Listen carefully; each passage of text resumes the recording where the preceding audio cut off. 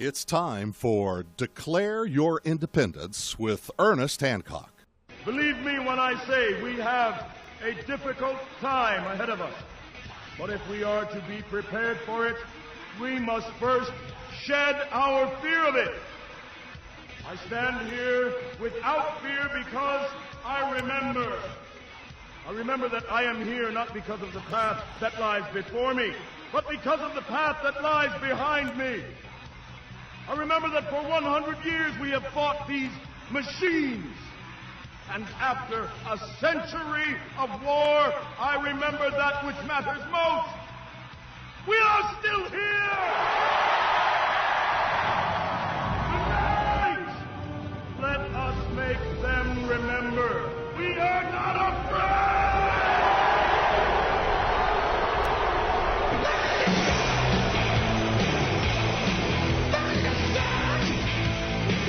Yeah!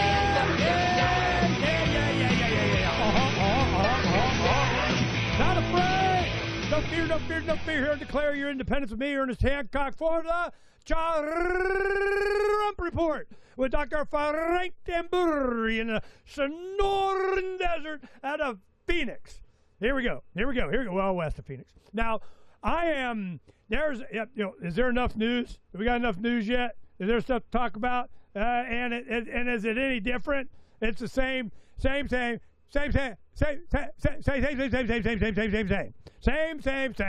They, them, those won't leave us alone. It is amazing what's going on. I just got done doing a couple hour show with a young man that was part of the Levolution in 2008 and got all excited and created a We Vote project that is interfaces with databases of voters that can actually participate in discussions on bills directly with legislators, candidates, incumbents, their constituents of, and listen to me, I'm a real person, not an AI bot troll of, I'm super registered. I get to have my opinion on the whatever. You want to know my vote is, I'll tell you. So, it's, we have to go through this process of seeing if this Democratic part of this Constitution Republic part, you got the Democratic part of our government electing the Republican representation Republic part of this Democratic Constitutional Republic that's supposed to be bound down by the chains of the Constitution. None of that crap is true. None of that. It's all facade, pretend, whatever they can get away with, and, who's got the money and how do we get it. I mean, American people, the middle class America, they got a bunch of money. It's ours now. And so many and various and different ways, here we go. And there is a big, giant cache that's sitting there in retirements, 401ks, pensions. Pensions have been under attack for decades. They've been moving all the deck chairs around, to make sure the money kind of floats to the top after the Titanic, slips beneath the waves and they scoop it up, And I'm here we go. Are we going to be able to govern ourselves? Can we? Have we been? I haven't had any evidence of this other than general public opinion. To where we're just like, and they have this fictitious false flag BS color revolution Marxist bullshit that they do in the streets and Occupy, Wall Street and Antifa and BLM and all that. Just manufactured bullshit. Hopefully that's coming out. We'll be talking about that. But the real protest, the real people in the streets, the real revolution, revolt, Levolt. When we have that real dissent, they're shutting that down. Oh, you're so freaking not allowed that. You can go, bust windows and start fires and take over police precincts and parts of the city. Well, that's okay. Hell, we'll even bail you out. But if you got real people with real grievance, a real hell no, oh man, they're going to shoot you. We just get legislation they're trying to do in Britain, United Kingdom, $15,000 I saw it was. $15,000 for watching an unapproved video. Not creating it, not sharing it, not forwarding it, not making a meme, not just looking at it. You're so freaking not allowed. I'm like, holy crap. George Orwell stuff, man. 1984. I mean, here we go. This is, we're at the tipping point, and it's always humanity when it's a existential threat, this extinction. I had to look up existential before. I'm like, existential, what the hell does that even mean? It's an extinction level of what? Of humanity itself? Of our participation? Of constitutional republics? Of the people having a say? Of living? We got enough robots. We don't need you anymore. You're just cannon fodder. You're just, worthless, mostly ugly bags of water. I mean, you're useless eaters. I mean, they got a lot of words for us. But where's all the money? The middle class of America is where all the money was. What was? This is occupy the land, man. I was looking for solutions. I go, we got to be able to, just bypass, sustain, survive, thrive, community, kind of whatever. Now, in the process of getting to what I think is the ultimate solution, being self-sufficient, individual liberty, self-responsibility, that kind of stuff. I've been doing a lot of shows on this, going on other podcasts, and so on. It's starting to take off. But the main thing is, and the summer's almost over, thank God. It's still, 110 crap, but another week or so, it's going to start sliding down, getting under, 100 degrees in Arizona ain't nothing. I laugh at your 100 degrees. Ha, ha, ha, ha, ha. I don't laugh so much at your 118, but, 100, we're good. So this is, we're going to be spending a lot more time on building the land and so on. We tried every day, go out and do a little something, but I mean, I tell you, 110 degrees is like a thing. So what we're going to do is we have a lot of shows that we've been doing this week. I've been to 2, 3, 4 a day. I mean, just stacking it up. I got a bunch next week too. After that, we're going to start focusing more on the build and so on, and we'll have a lot of shows that will be towards that solution. But we're encouraging a lot of efforts, and its time is now. Because what happens is the time between the election date in November of 26 or whatever, to when the campaigns really get going started and, commitments to and money from and going to the plan, is Labor Day, beginning of September in the year before, which is coming up in a couple weeks. That is the starting pistol for a lot of things, a lot of times even before that. But, that definitely you're going to start seeing alliances and plans of the AstroTurf getting wheeled out and laid out and whatever. Then you get the holidays, and you kind of take off for that. Then it's January of election year, so it's January of 26. And then it's going to be the legislative sessions start opening, people, paying attention a little bit. But then the real attention is in the summer of 26, when it's about 3 months before the election. Then it's like, all right, I guess I'll go take a look and see what's up. And you need to have whatever you're doing, whatever infrastructure, supporters, sign making, out in the street, lawsuits, campaigns, that's when it really gets going. And that's what I'm afraid of. The Trump administration is going to be getting everything all set. Well, all that stuff we pinky swore and promised we were going to do last year, or when we got in, in 05, in the 24 election cycle, beginning in 25, we're going to start. We did a bunch of stuff. But this stuff like, Epstein client lists, deep state.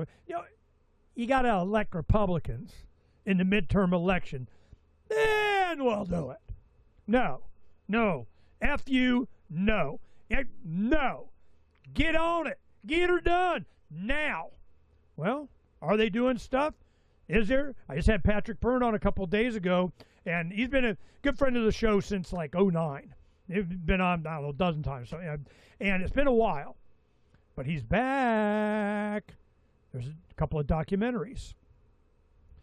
The Enemy Within, a 3-part series you can get on Rumble of Patrick Byrne and how he was a secret agent man working for the Senate Judiciary Committee for years in outing corruption, which includes election fraud. This has been, a secret behind the scenes. If I got presidential, Bush put him in, got it on file. If I get to go, and do some ass whipping, be a secret agent man. From Russia with Love was Maria Butina. All that stuff that was going on, it really happened. And now she's in the Russian government and well respected there. She was selected by Kalashnikov. The AK-47, that's a Kalashnikov. That guy picked her when she was young. She's intelligent, smart, got it going on, and to try and open relations with the United States gun culture.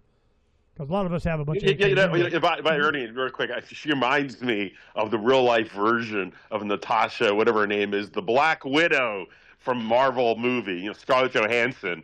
She was raised as a young girl in Russia to be a spy and learn guns and learn how to infiltrate. I mean, she's the real deal. And I'm thinking, I'm going, was she trying to play you and you really outplayed her? It's like, ha, ha, ha, ha, ha, ha. But they got a good relationship, and they're good. After all this, and she did her 18 months, mostly solitary and all that kind of crap, after everything was said and done, it wasn't in the TV, the 3-part series, the movie, but I read the book or listened to it on my tractor, Audible, whatever. And at the end of it, he gave her $1 million in Bitcoin.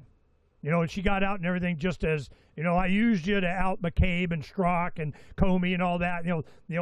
Patrick was a big part of outing the deep state. That was his thing. That was his charge to go after corruption with the Senate Judiciary. The guy was it Arlen Specter or whatever? A lot of these guys, he were the good guys or something. Gave him his little secret letter, that get out of jail free card kind of thing. And a lot of people, nobody knew.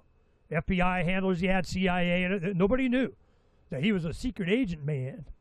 Well, what happened was, around the world, billionaire, traveling, doing, backdoor diplomacy, this kind of stuff for peace and everything. Now, Patrick had told me a bunch on the show. He broke a lot of stuff on the show. Every time he came on, he'd break something. So I just like, ooh, come on, man, you got to break something today. Give me that. 2 days ago, he goes, Ernie, headlines. You're going to see it coming. The deep state's going, here we go. It's on its way. Here we go. And I'm going, well, where you been last couple? Man, I was wondering what happened to you. I met him. He was at Ron Paul's 90th birthday party. And he goes to Donna, and he goes, all right, I'll come on again, but Ernie's got to read my book, which I had already done. He's got to watch, a show he did with Alex Jones last Monday, because he outed a lot of this stuff, and Alex talks over, people more than I do.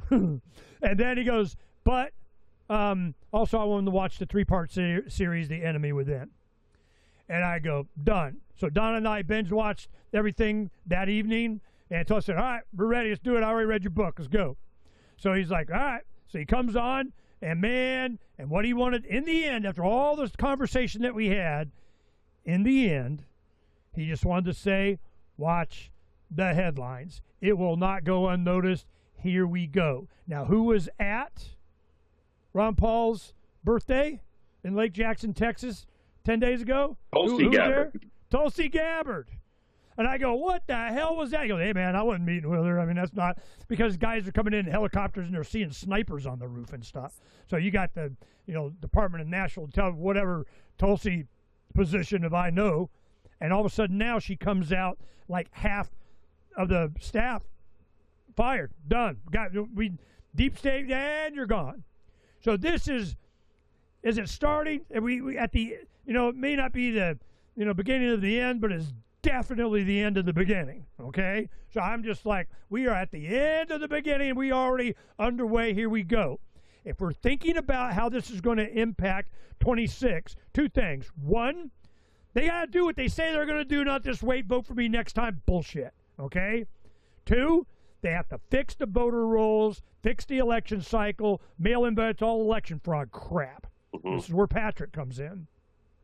He was detailing how this happens. It started, a lot of things. I mean, all the stuff. And he didn't know. Before we started the show, I did a 10-minute of, this is how I came in. I've done this, did this. I said, you had me at hello. I've been waiting on you.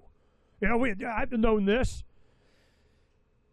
Venezuela, for them, they have, long story short is this, where the cartel in Mexico kind of has a symbiotic relationship with the government and, you know, silver or lead, you do what we say or whatever.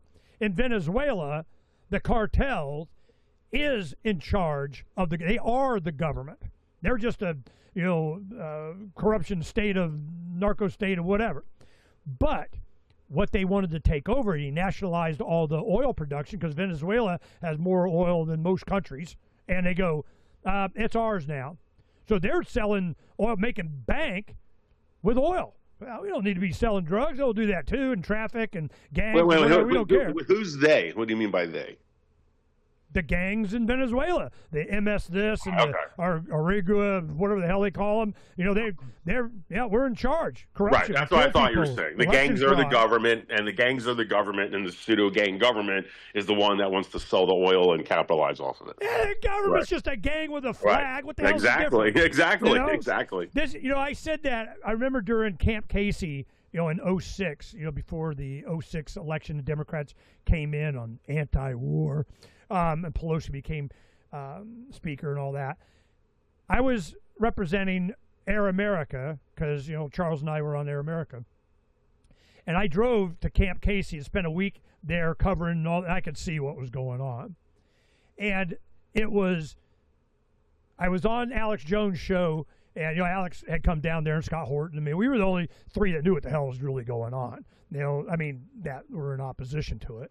We had, you know, me, Alex Jones, and Scott Horton. And we're like, what the hell? I talked to them both separately. Well, I was on Alex Jones' show, and this is what he loved, he incorporated it, and he wanted me to say, you know, all the time. Government is just a gang with a flag. Man, he embraced that one. He liked that. That's all I see it as. They're just, when you get a friend of ours, you know, Peter up in Washington, you know, as having a gathering and so on. I remember some guy came up, and they're all coming in from the airport, and we're just hanging. And his first time there, and he thought to bring a housewarming gift. You know, you bring a plant, whatever. Well, he's coming from the airport, so he goes to the gift shop, you know, find something. I got to not be empty-handed, get some wine, something. And he got 2 globes. And he just thought that'd be kind of cool. You know, one was a globe of the Earth. Another one was a globe of the Earth with the countries delineated by color. You know, like you had one country's green, one's, you know, purple, whatever. And he hands them to you. Yeah, I just didn't know which one to get you. And he goes, no, I like this one, the one without the gang colors.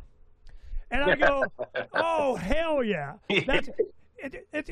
That's why when you get the perspective of being an astronaut going above the Earth, you have a different perspective. You're not looking at gang colors. Right. So this is, we're at a tipping point. Our trip to Ron Paul's birthday and the people that were there, we still have a bunch of people that's coming on. That's why I've been doing so many shows. I have to get them all done within a few weeks, and because they're relevant. So as we're doing this, we get Stuart Rhodes from Oath Keepers, you know, Patrick Byrne, have, you know, we get some Mises guys coming on, and, you know, a lot of other different efforts like this We Vote project, and, you know, different, let's do it. John Bush, you know, has me on his show. I have him on next week. They're doing exit and build stuff, same kind of thing. So this is at a tipping point to where can we use the political process to really save the real original intent of what the Declaration of Independence, Bill of Rights, and kind of this Constitution thing that they really, if you know, it's like I remember Jay Leno goes when we were in Iraq, and he goes, well, you know, we should just, you know, give them our Constitution to go by. I mean, we're not using it. So I'm like, you know, this has been known in popular culture a lot more than people realize.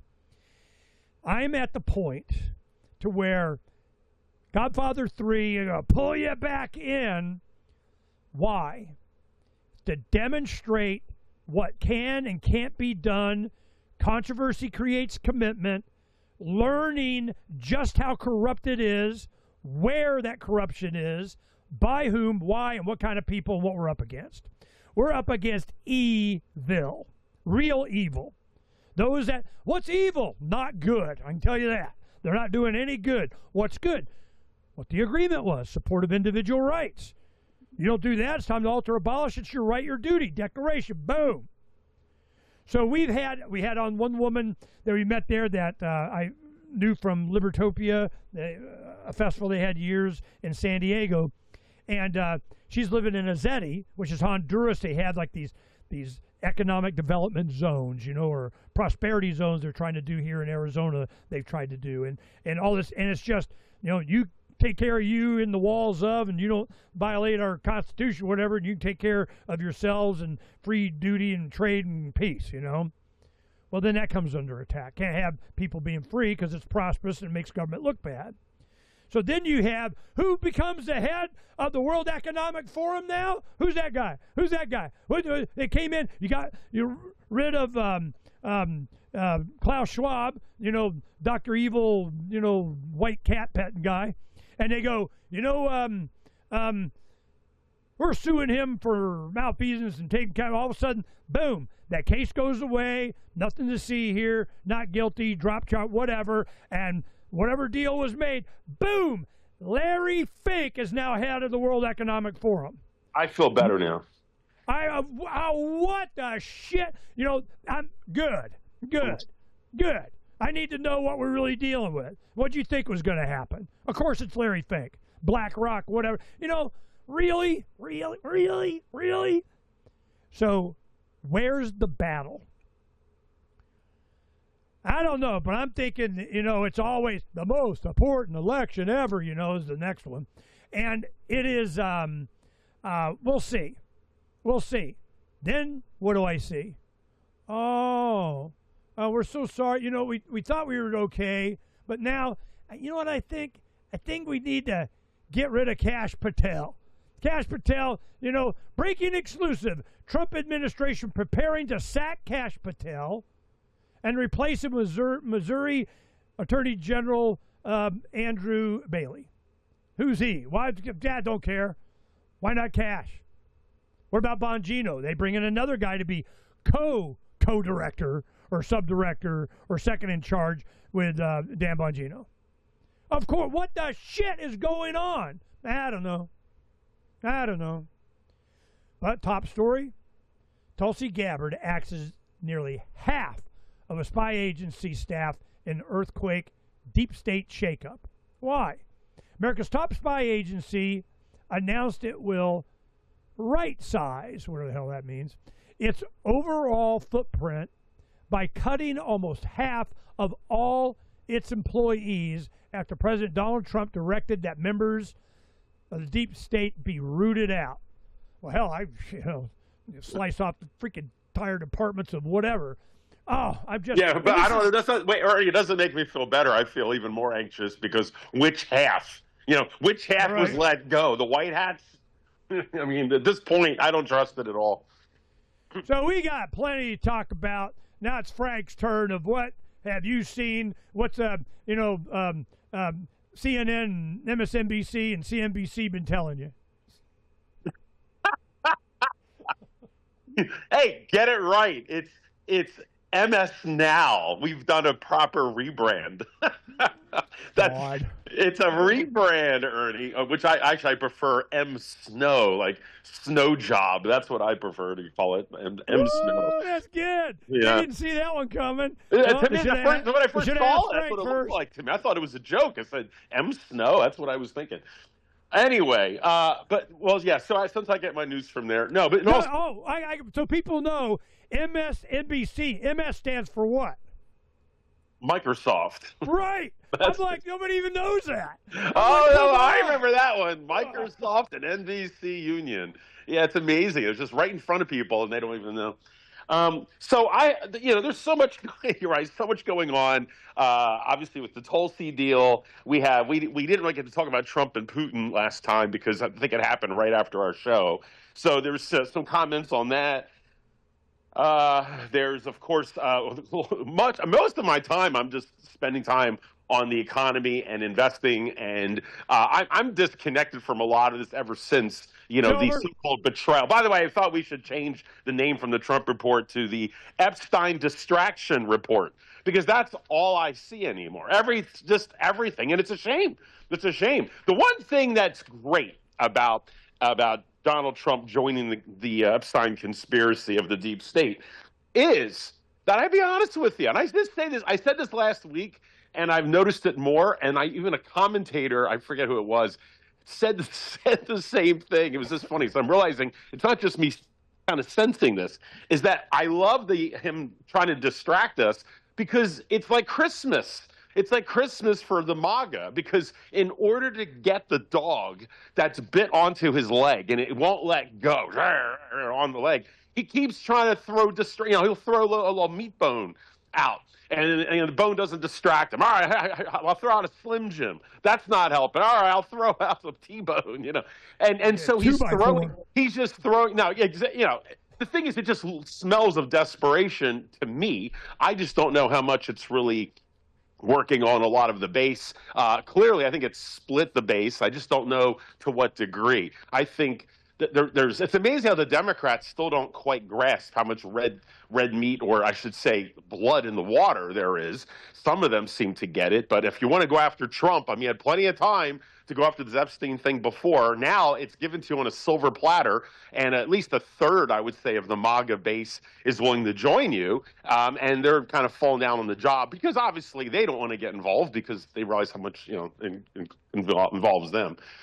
But anyway, no, this whole thing is just a distraction. At least it's what it senses, and it undermines him every day. But I'm curious how much this is showing up in the polls. I would love to see, if I could talk with Steve Turley or Tim, what's his name, Tim Pool. I would be curious to see if their ratings or viewerships have dropped. I just wonder, because I can't be alone in this. Care. I'm curious, because I care about how other people are caring or not caring about this. Okay. Are they disconnecting? Well, I don't know why you'd say you don't care, because if people are disconnecting from just the regular news cycles, because they've just thrown their hands up, as many Democrats have on their side, and if the MAGA base, or many of them, have thrown their hands up that it doesn't matter what Trump is doing because I don't care anymore, sounding like you, then they're going to disconnect from kind of the typical news cycles. I know. Well, my point is I don't trust their metrics. They use, what's the biggest number every day going around anywhere you travel? What's the number you see most that will influence the way you feel? What's that number you see everywhere, other than the 115-degree weather? But it's gas prices. Every corner you go, it's $3.80, it's $4.50, it's $5, it's $2.99, it's $1.99. I remember during COVID in Oklahoma, I paid $1.59 a gallon for diesel on the bus one time. Mm-hmm. I went, woo! I'm feeling good. Woo! Rock and roll. It's always some number, some story, some headline, some manipulation, and they do that with the numbers on viewership on your YouTube channel, how much you get of whatever the hell. They influence you that way. They control them. I have purposely don't care. All right. I didn't mean to trigger you about the rating systems. There's other ways you can tell. He could probably tell, like Tim Pool, like when they get their what do you call it, the super chats. People are paying money for them to read different comments. The type of engagement on their platform, which I know you can say that they alter that as well. But I kind of doubt that the big tech companies are going to be altering it in favor of Donald Trump. I mean, if people are saying, I think it's a distraction and you're lying to us or whatever, or release the files. No, they're doing it now. I can't. Well, yeah. We'll get to that issue right now with Twitter. Banning the Twitter account of the gentleman who's exposing the child sex predator to escape to Israel. So so we're seeing that. I mean, that's huge in itself. I just don't feel that Facebook is going to go out of its way to protect Donald Trump after all the ways they did to allow people to attack him. So anyway, I just don't know. I don't know what that. I think. Okay, I'll give you an example. Luke Radowski, We Are Change, was at, stayed in the same house that we were at for the Ron Paul thing in Lake Jackson, 2 weekends ago. And, we're friends. We've known each other since when I knew him when he was a teenager. I mean, back in the day. Well, what happened was I'm going, hey, so how's your YouTube thing? Because he won't say that some things you can't. You can't say vaccine and you can't say COVID. God forbid in the same show. So as long as he calls it the cornholio disease or the shot or something, whatever, he's complying to keep his revenue stream going, and they're not coming up, but they still are screwing with him. So I'm going, all right. So how is it now? We have all our accounts now. Occupy the Land. We're starting to turn on some of them for that and everything, but we squat all our everything from Parler, Gab, Rumble, YouTube, X, everything on the planet. We get for Freeman's Phoenix and show whatever and sit there, just so somebody else doesn't get them. Well, we just start. I'm like, do we start using them again? Do we start doing the social media platform? Do we start wasting freaking time? And Donna goes and starts promoting them on the whatever. So like I do Patrick Byrne, I'm going, yeah, you might want to put that one up and whatever. So I go to Luke and I said, all right, how is it now? And he goes, oh, it's really opened up quite a bit. Yeah, YouTube is kind of, they're a lot less shadow banned. I'm getting a lot of traffic. We're starting to, focus. And he goes, for now. Because from experience, he and I both know that when you got criticisms of things like Trump going in with National Guard in cities, starting with D.C., woohoo, we got that. Now let's go to the next one, the next one, the next one. Here you got martial law. You got this, because the cities won't do their freaking job. He comes in, people, yay, we embrace, we demand, we need a police state to whatever, just get the real bad guys. While in the United Kingdom, they're going and arrested people for looking at videos. So I just like, wow, this is how they do it. So Luke knows, I know, that the shutdown's just around the corner for the next whatever of the war of we have some existential threat of they, them, those of we got, midterms and people complain about, and all of a sudden, Palantir is going to take the central bank digital currency of the GoldmanSachs.gov coin and target to the blah, blah, blah, blah, blah. Why? Because they can. And to think that they're not going to, and they, who are they? The ones that won't leave me alone. Is it Trump and friends and MAGA won't leave me alone? Deep State won't leave me alone? They all won't leave me alone. Who are the ones that are advocating for leave me aloneism? I don't know. Hopefully we'll find out. If Trump, and that's one thing Patrick Byrne was saying, he's going, Trump is on it. He's going out to deep state. You'll find out, over the next week or two. And the election fraud, the voter registrations, cleaning out the databases. So what you start seeing a little bit of this, at the same time, they're looking to replace Bongino and Patel. What the shit? I have no idea. I have no idea. Phranq, you got any idea? No, but I mean, it goes to my point. I'm just trying to, I don't have an answer to this. We are in the fog of war, and it's an information war that's, involving the Trump administration, and it goes deeper. I mean, it's essentially, the systems that have been set up now, the new media, is now in a position to expose the deeper levels of, I guess you'd call the deep state.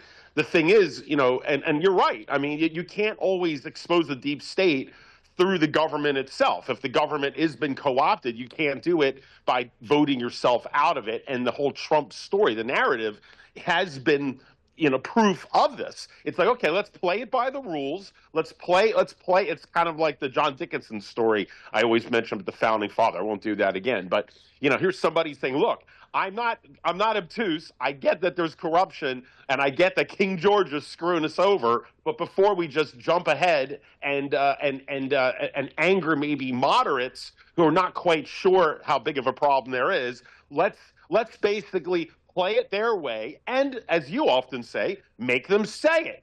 Force them to make the decision to show to everybody else what the problem is. You see what I mean?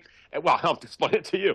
But that's what I see happening. That's my position on it. Let's play it. Let's play through the avatar of the deep state exposing candidate. The first one we've seen that actually had a chance to break through the system, and that is Donald Trump. Others have tried, of course, Ross Perot, Dr. Paul, others, but I mean, and many others. But now we've seen it, and now the guy's in there, and you see how quickly the whole system gets co-opted. So therefore, first there comes kind of this crestfallen nature of an apathy, which I think is certainly set in with me. And I'm wondering, it's what I was talking about the ratings, not to get you sidetracked. Oh, you can't trust the ratings.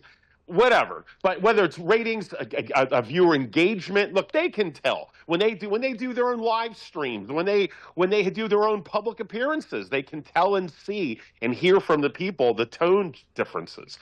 You have Charlie Kirk. I mean, he's a perfect example where his entire audience, suddenly turned on him. I mean, he wasn't able to go within 24 hours of being Trump's bitch at that point when he said, get on the leash, and people fought back. Now, of course, in order to stop this, because these influencers are only there because of their credibility, and if they lose their credibility and authenticity, if people even get a hint that they're going the way of M. Snow, and you're just going to be paying for access for those clicks, well, then we're out of there, because I got 10 billion other channels. Everybody wants their own channel now. It's amazing. Everyone, their dog has like their political discussion channel. So there's plenty of options, and I will go where the interest is for me until they want to censor the whole thing down. And then, you keep squeezing it, and you're going to still have star systems slip through the fingers.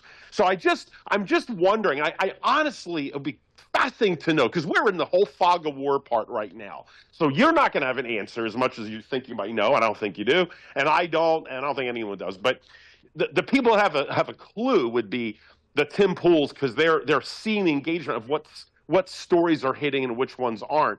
But I just wonder how much of the MAGA base has truly turned on this issue.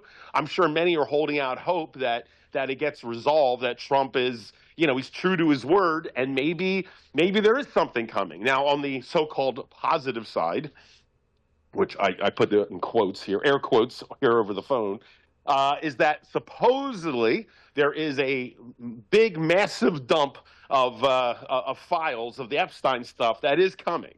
And apparently, so that's coming, and I would assume something's coming. And by the way, guys, no, I'm not sitting here crossing my fingers thinking it's going to be more BS. So let me just get that out of the way for any audience members thinking I don't get it. But it's all going to be smoke and mirrors. They might have a few sacrificial, tech people that no one's heard of. It will not be Bill Gates or anyone. They might have a few sacrificial people, perhaps. I don't know. And then they're going to make clear that Donald Trump had nothing to do with this, because otherwise, why is a certain Ghislaine in Club Fed right now? And if they don't release all of these files, or at least some, red meat, pretend red meat, it'll probably be more like that tofu red meat, the smart meat is what they're going to try to make it as, make it taste as much as meat as possible, and it's not.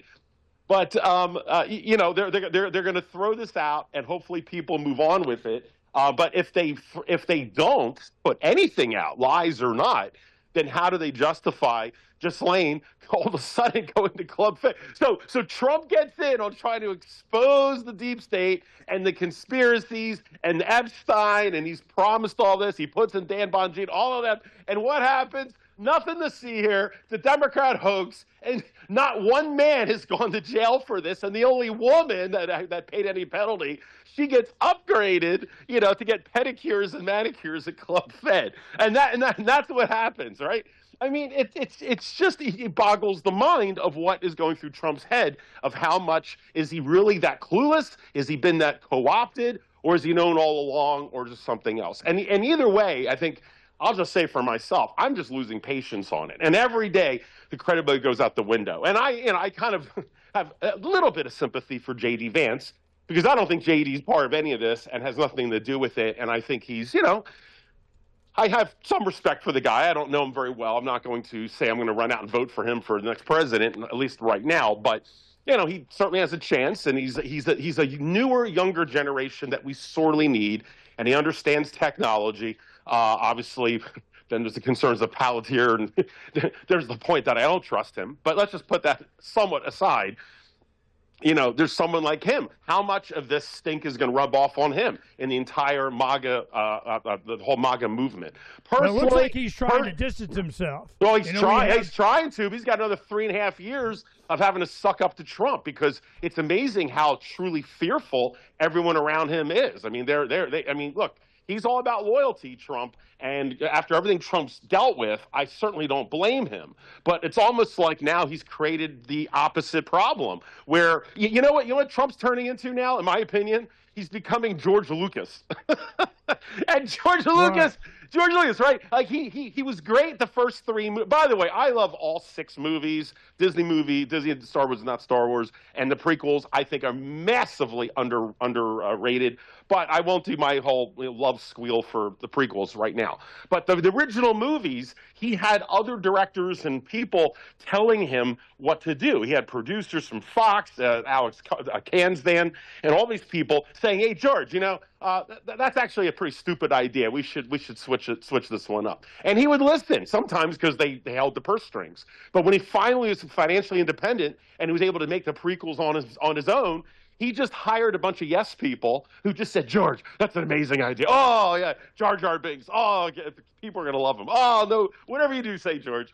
And, then we got the prequels, and some of the things were not to people's likings. Well, that, to me, is what he's created, was surrounded himself by, including the threats of being primaried and the like.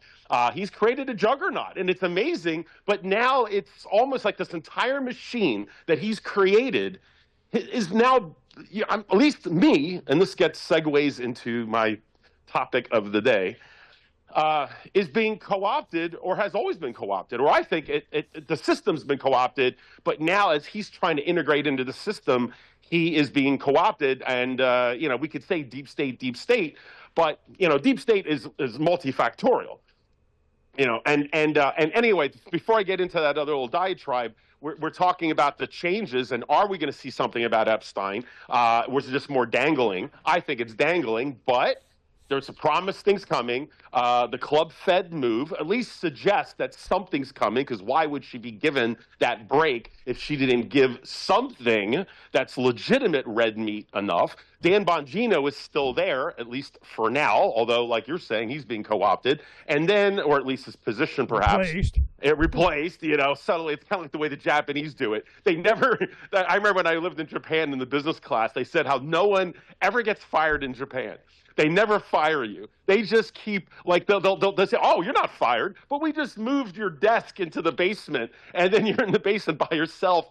And if you don't leave on your own and quit, then they turn the lights off. Then they turn the sprinklers on until you finally get the message. But you quit. You were never fired." And the Japanese are very proud about that. Okay, here's a headline before you get wait. to The thing is, Tulsi, you get to your next no, I'm not. issue. I'm not yet, Ernie. Tulsi Gabbard, though, the fact that she is getting rid of half, the question is that the so-called right half or not? And maybe that is a sign, maybe that is a shot across the bow that there really is reform coming. That would be, Epstein's like the key to a lot of this, but maybe those people are the first shot across the bow of these changes that might be coming. So I'm not going to be throwing out false hope again that I'm going to pull up on and say, "Oh, here it comes." I've given up at this point.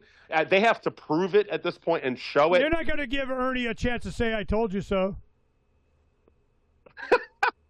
Well, I have in the past, and this one might be coming at some point, but we're going through the motions. But go ahead, since you're interrupting me, and then I'll get back to my main point. No, because you're going on to something else, and this applies to what you're talking about. Go ahead. The headline is Elon Musk weighs abandoning the America Party in favor of supporting J.D. Vance.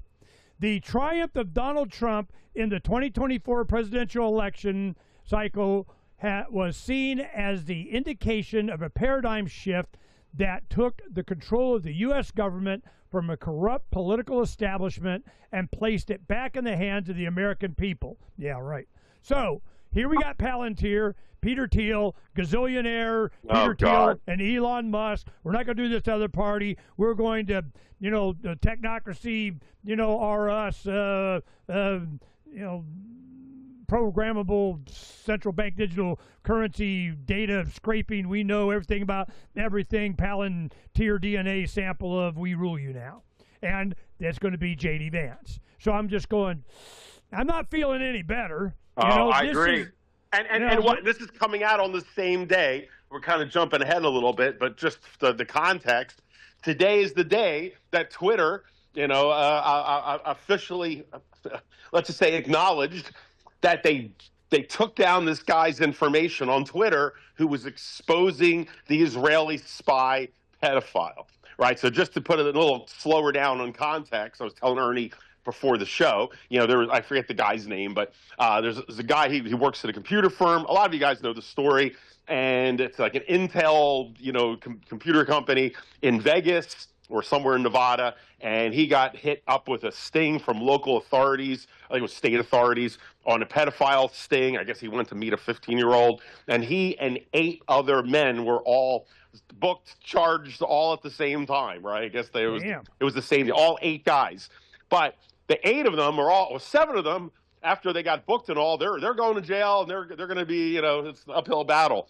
But the one guy that happened to work for the computer company, who seems to like Israel a lot, he goes, "Hey, I have special treatment. I need to talk to the Israeli embassy now. I'm allowed to talk to the embassy." And they said, "Who the hell do you think you are? You can talk to them after you get out of jail. How's that?" And, "Oh, no. And so I guess somehow this attorney forced a viewing to the judge and a special judge. And then the judge decided, you know what? You're allowed to get out of jail just for, I don't know, whatever it was, 24, 48 hours to go, get your affairs in order or whatever. Okay, we'll be extra nice to you." Then he hops on a plane and goes right to Israel, right? Which, a lot of people are now starting to figure out. They're finding out that in Israel, no one if you get to Israel, it doesn't matter if you've murdered 10 million people, you get to Israel, you're safe. They will never turn you over and extradite you to any country, right? And I'm thinking, this can't be real. And it's real. And it turns out that the reason is that Israel has their belief system is that the reason they have this policy is because of this belief that if someone's accused of a crime in another country, there's a good chance that it's, we should say together now, anti-Semitism. And so that, therefore, people will just trump up charges on people because they're Jewish. And so, therefore, if that's happening to you, you can come to Israel and we'll protect you. At least that's, so this is a deal. So he gets on the plane, goes to Israel, and he's fine, right? Of all places, right? So then we find out that the judge that he saw in Vegas was I think an Israeli sympathizer. He was an Israeli judge. Look that up. But so the judge is Israeli as well, or he's Israeli influenced. So we're back to the whole Comey thing that happened. Letting people off on the Epstein cases, right? And so then there's a journalist who's been chronicling much of this as the story has grown legs. Most of you, I'm sure, have heard about it and might even know more details than me at this point. But a lot of people are covering it. There is a journalist who's doing a lot of the gumshoe reporting on the ground and uncovering a lot of this, including the connection with the judge and what have you, puts it out there. Everything's cited. It's not just speculation. He's putting out the facts. And then he wakes up, yesterday morning, and his entire account about this topic, everything was deleted with no explanation, nothing even from Twitter. So his attorneys reached out to Twitter to say, "Hey, this is a mistake. I mean, you didn't even you didn't even give me a strike or anything. It was nothing. There's no reason." And then they finally got a response, and Twitter officially acknowledged and said, "Yes, we did do it. We're sorry, but it was under the policy. It's sort of like the supersede policy, which means if a foreign government tells us to take something down, we typically have to do so." And they didn't say which foreign government, so I'll let the audience decide on that one. And also, the reasoning being is that, well, if we don't acknowledge the foreign government, then that government has the right to ban us, to ban Twitter in that country, which we don't like. It's bad for our business. So, but we're staying out of this. We were just honoring the request. So this is happening at the same time of the optics of, I mean, I hate to use that word optics. That's something that the left like to use in the last 8 years, the optics. But, you know, they have a point. I mean, it's like, read the room, guys. I mean, for people who keep claiming that they're the victims of all of this, and I've believed it, I mean, I'm getting sucked down this path, which is something that I want to, you know, I'm going to talk about with you guys. I mean, for the 5 people that listen to the show. I mean, look, we have a friend. Ernie knows this couple very well. I'm not mentioning the name, and don't you, Ernie? You know, they have a bunch of kids. First name A. You know, we're real close to Freedom's Phoenix, and we happen to be close to this couple because they're teaching us about parenting.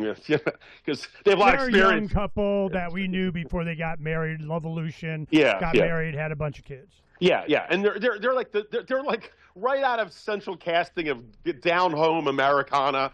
And heck, we even if you want, you know, you can imagine a Cracker Barrel eating theirs, the old family after church eating a Cracker Barrel, which we'll get to Cracker Barrel later because that just went woke as well. I mean, it's just like everything. So I was saving that for the end, actually.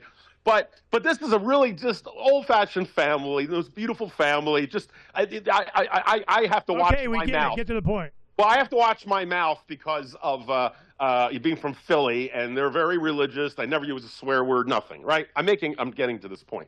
So this couple came to visit, and somehow, I don't know, we're just talking about, chit-chatting about the news, and something came up about Israel. I think I mentioned it by accident. It was just something in the news. This is like a couple years ago. And this person who we know, who is, you know, the sweetest little guy, whatever, he turned into, I swear, Donald Trump on a mean tweet rant. I mean, he went on for almost an hour going off with anger and a lot of words I never heard come out of this person's mouth about Israel. And I was, honestly, to be honest, I was a little shocked. I was surprised. We talk about triggering of some people, and you don't know what their trigger is. This came out of left field for me. And I went, wow. But I respect this person, and I, thought at least park that aside. And he was right. Yeah, no. Well, there was a lot in there. But yeah, I'm not going to argue at this point with everything he's saying. But here, because I didn't know enough to argue back, but I just thought, well, there's a whole thing here. And here it is, we're talking a few years later with me, and now, the Epstein thing. I wasn't obtuse about Israel completely, but look, I was definitely not on the same page that many of you who probably are saying, hey, welcome to the party, Phranq. So it just seems like all roads are leading, or they seem to lead to Israel, right? It just keeps coming down to that. And I'm not pursuing this. I know there's probably some deep state Israeli sympathizers listening, and they already have me pegged. Anti-Semite. But I mean, they're finding people like Megyn Kelly and many other hosts that are starting to get dragged into this thing where they're, even for their own authenticity, even if they don't want to do it, they have to keep bringing, everything keeps bringing up with Israel. So I'll give you some examples. So first off, we have the whole Epstein deal. We don't have to revisit all of that, but we know that there's a Mossad link to it, at least, let's say it's extremely suggestive, so much that you'd be an idiot not to at least put that on the dashboard of who's behind all of this with Epstein. Then you find out, that, of course, the Epstein thing, Trump's in there. He gets a lot of money from AIPAC and different groups, and suddenly and the Adelsons, and so suddenly he says, "Oh, nothing to see here." So we get that.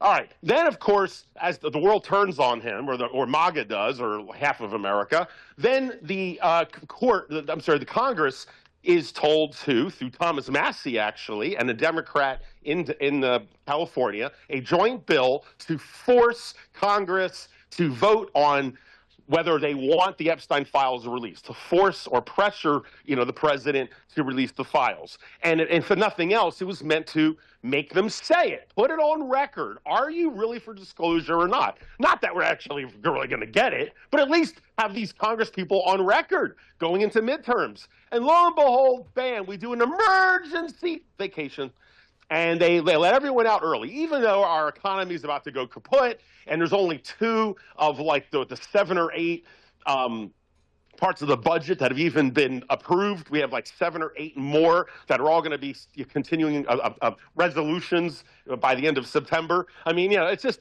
they have so much work to do. Nothing's being done, and they take off early. Now, where do they wind up going? It turns out, a big chunk of them, including a bunch of podcast influencers, went to Israel. They had one of those bought and paid for excursions to Israel, which is nothing new. They've been doing this for a long time. But now it's extra important that they all go to Israel during their break when they're not voting on the Epstein file deal, right? Then there was a very interesting interview with Matt Gaetz, ex-Senator Gaetz.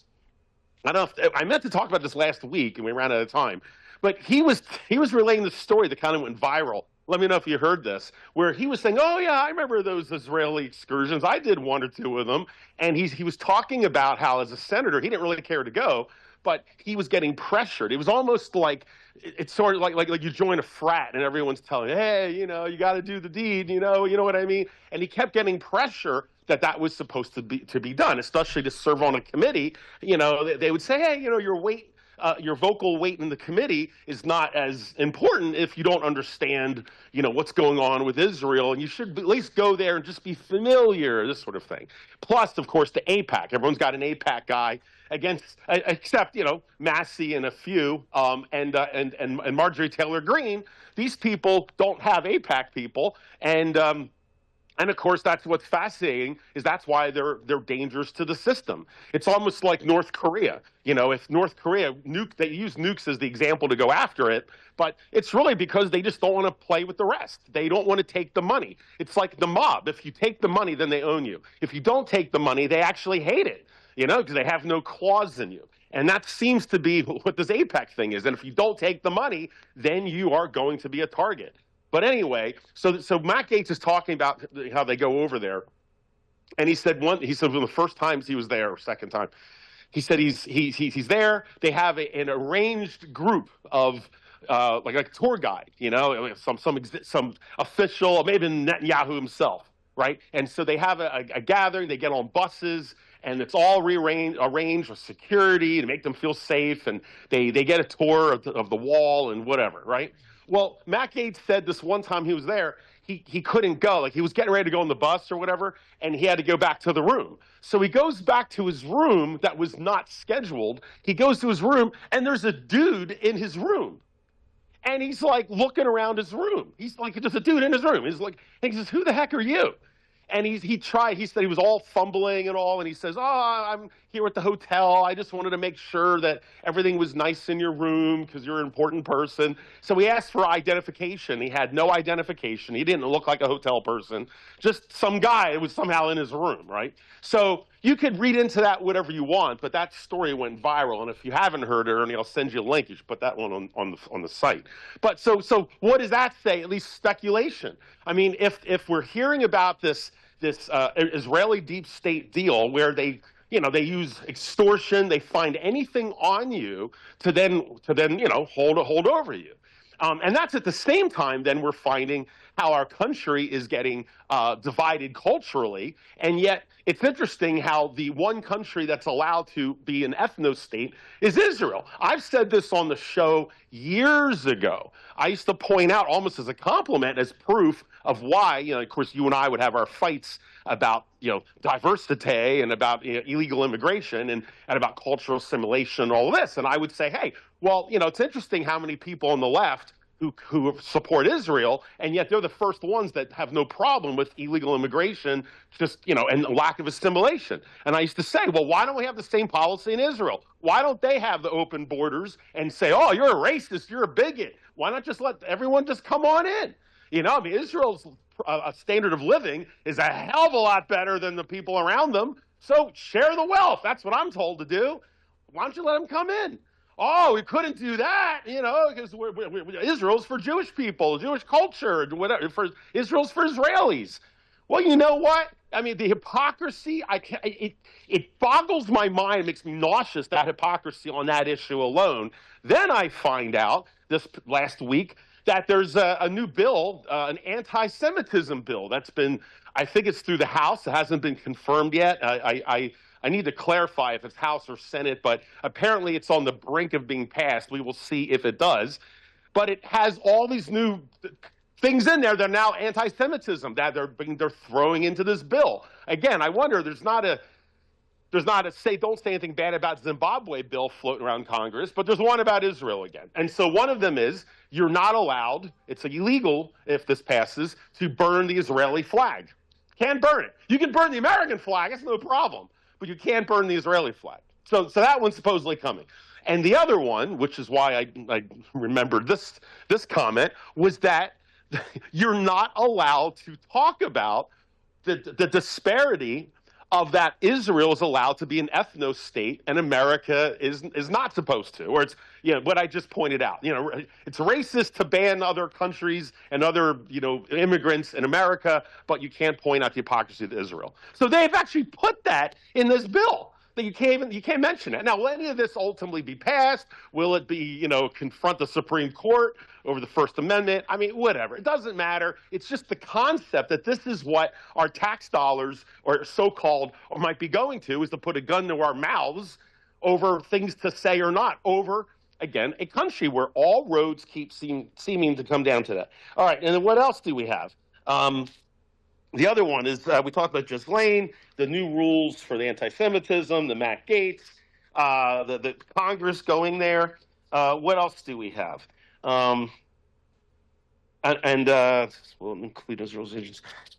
Yeah. So anyway, I could keep going. I don't want to keep making this into the anti-Semitism report, because that's not what it is. But it's becoming anti-Semitism is now becoming very quickly the new "you're racist" kind of mentality, a statement. It had clause, it had meaning before. But I used to warn some of my black friends back in the day. This is like 15, 18 years ago. I'd say, stop accusing people of something that they're not, and define it properly. There's racism, and someone can be racist, but that's profoundly different than someone who's prejudiced or just a discrimination. These are different things, but don't just bottle and umbrella everything as racist. You save that term from when you need it. I'm dealing with this with my 8-year-old. I'm sure all of you guys with kids. Right now, she hates everything. Anything she dislikes, she hates. I hate broccoli. I hate that show. I hate that. And we have to keep reminding her, hate's a strong word. I'm going to sound like a parent over this. It's obvious, but I know. This is what society is, a bunch of children. But that's what we've done. Also, the lack of lexicon and using and expressing people's opinions in more colorful language, colorful metaphors even. That's what's happening here. So I feel if they keep saying anti-Semitism with everything, it's going to lose its energy, lose its effect, and I think it's already happening when you've got Megyn Kelly having Marjorie Taylor Greene on for the first time in an hour-and-a-half interview talking about the Israeli lobby and talking about AIPAC and the whole bit. I mean, this is, heck, even Ernie Hancock used to say, that's the topic we don't talk about. Well, by the way, Ernie's never told me that or actually says that. I go third. No, I know. But I love it. Bring it. Right. I just wanted to clarify that word, that statement. It's not that Ernie hides from that. I want to be very clear with the audience. But he acknowledges how, that's the third rail. You can't be talking about it because for the mainstream, that is the topic you're not allowed to talk about, including Congress. I mean, and it's amazing. I mean, you call up a talk show on or like KFYI, the talk show here. And if you mention anything about the Israeli lobby, you would never get on the show. They drop you in 2 seconds. So it's a true deal. So anyway, I'm just curious how it's like you're seeing, and also the double standards. How is it that we're sitting here fighting a war, like we're giving money and arms for Israel to defend itself when it's not bankrupt like we are? I mean, there's nowhere the amount of debt that we have, right? Then they're allowed to have a nuke, right? It's pretty much common knowledge that they have a nuke, which they're not supposed to have, right? And it seems like every time there's rules that are different, like rules for thee but not for me. And it keeps coming up to Israel. And who's making these rules? It's with America, and America through Israel, it seems. So I don't know. If nothing else, this Trump administration is, I said a million times, they will expose the deep state, and whether one way or the other, and they're exposing it now, and they're exposing it in a way that I think is going to backfire, unfortunately, on the Israeli people, because you have already the Democrat Party is completely turned off with Israel. They're using the word genocide every 2 seconds now, and now you're, how did I talk about all this and not even talk about what's going on in Gaza, right? So the entire problem in Gaza and the optics of that, and you've got someone like Piers Morgan, which I know is the last person Ernie cares to hear about their opinion. Piers Morgan on the Trump Report here, or Freedom's Phoenix. But Piers, again, is a very good canary in the coal mine of many things. Plus, he has the private ear of Donald Trump. I mean, Piers Morgan was on The Apprentice, Celebrity Apprentice, and he won. And he won hands down. He really impressed Donald Trump. I watched that season just recently to reacquaint myself to the old Trump and the Piers bromance. So they know each other. And here you have Piers Morgan, who tries his best to play the moderator in highly charged topics. And then he just, it's like a human cockfight, I mean, he loves it. It's great for his ratings. But he does try to play the middle ground, and he comes from liberal England and came from more of a liberal Democrat background. God knows, we all remember that famous episode when he argued with Alex Jones about the Second Amendment. Alex went nuclear. That one was famous. But, I mean, he respects America. He understands where Americans are, but he's got his own views. He feels that, like Europe, that we should be protecting Ukraine from evil Russia. And he has more moderate, left-leaning views, right? So, but he was all pro-Israel. He was the one, like many Americans, thinking from the propaganda that, Israel can do no wrong, and Gaza is a bunch of terrorists, and Hamas, and everyone's Hamas. I'm way oversimplifying it. I know I don't mean to, but just for the sake of time, because I'm out of time before Ernie's biting his lip here. But Piers Morgan, it's been interesting as a temperature gauge. He now is gone full on. This is a genocide, and he's attacking these Israeli propagandists as propagandists on his show, which is a far cry from last year. Last year, he was in a completely different position. So and Megyn Kelly the same way, which, no, I don't watch Piers Morgan and Megyn Kelly all day for my news, just to be clear. But to me, it's the culture part that I find fascinating, and they are good canaries in coal mines, as I keep saying. But watching them change over is a huge threat for Israel, because they're watching this and they're losing the clause they have in the culture. General public opinion, because people are not watching Fox. They completely own the Fox movement, the Fox audience. But now they're dying off, and people don't watch Fox anymore. They're going to these other channels, other sources. They can't control them all. And so with MAGA people now feeling the bitter pill, seeing that their hero, their warrior, Donald Trump, is essentially, a pawn and a puppet to Israel. That all this fighting for America first is Israel first. And Israel keeps trying to make this that, well, a strong Israel is a strong America. I mean, they've tried this for decades, and it's worked, but it's not working now. Then you add the liberals and the moderates that are all, they haven't been on this Israel train. A lot of them are secular. They're, the diversity now takes its toll on them. And so, they're now, they've a whole generation under 50. It seems to be if you're 50 or older, they're still in the old mindset that Israel matters and we have to save Israel at all costs. 50 years and under, every year you go down, seemingly, the support for Israel drops off more and more. And that whole generation is not just Democrat, Republican. You're finding a unification of whatever parties there are now. The parties' identification doesn't even matter at this point. But I think Israel is biting the bullet to expand for Zionism one more big time, and they're not done. I'm sure they want to keep continuing. They fractured Syria. They're kind of kneading the dough of Syria, so they become easier later. I mean, it's a very rational plan of what Israel's doing. I mean, they're Zionists. They claim they're Zionists, and it's rational. You see what they're doing. Everything from because they can. Because they can. Now, it's not. To be clear to the audience, I'm not saying it's moral. Being moral in actions is different than being rational. I'm sure this audience is smart enough to understand the difference. But it's rational what they're doing. But I just wonder, is this going to succeed in the long run or not? Because if they have America, if they have America still backing them, then this rational plan of expanding the greater Israel province to make it larger and larger to where whatever their goal is, because they won't even identify what the official Israeli borders are. It's like, in their mind, they're already thinking larger. Whenever we can. Whenever we can, they will. And the only reason they can do this... the Mediterranean to the Euphrates. The only reason they can do this is if America is backing them, right? Or they control enough of America that they can do this. The purse strings, the influence, the child...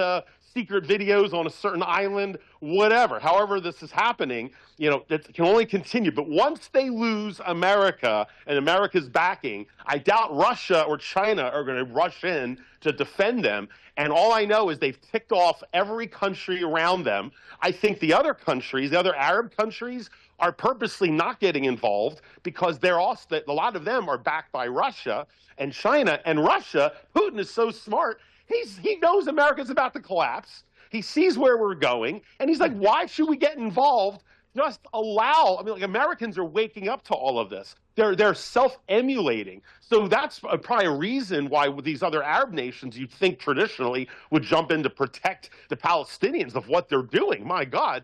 But I think they realize that they're doing more damage to themselves. And when they wake up a whole generation, more than one generation, that is now about to vote, people like myself, listen to how I'm talking. Any of you who've listened to the Trump Report for 10 years have been doing this. I've never, ever had a discussion like this on any episode. Ernie will tell you.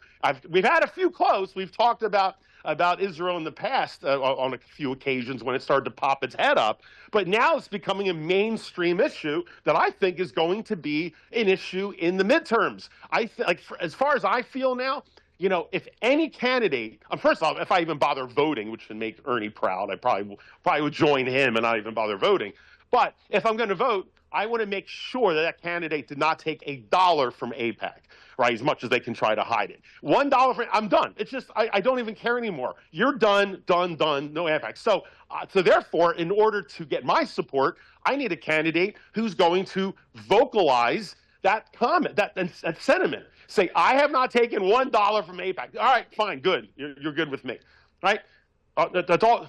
It's all good. And of course, you're seeing that mayoral candidate in New York, who's clearly not taking any money from AIPAC, right? And he's all popular.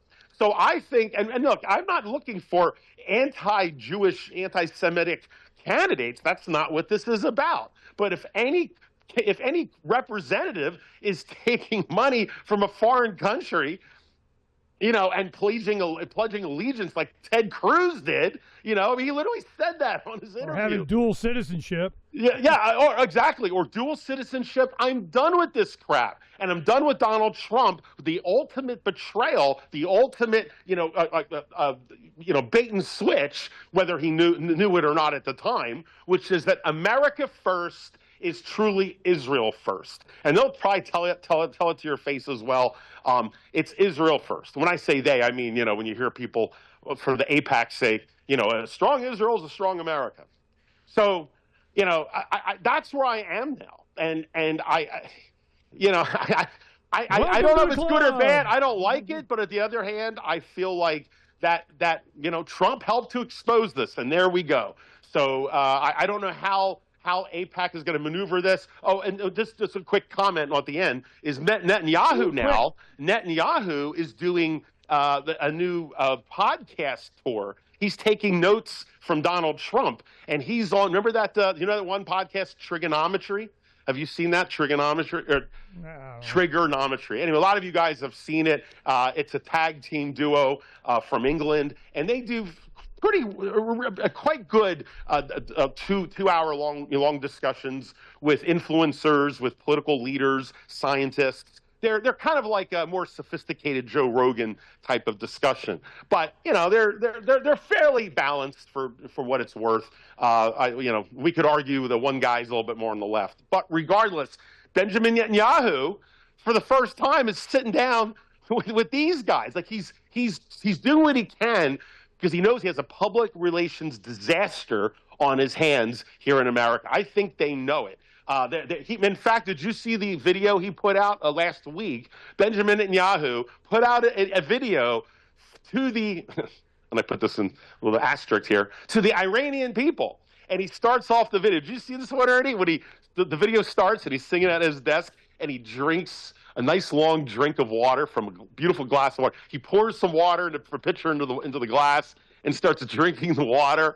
And he's, it's really good. And he says, water.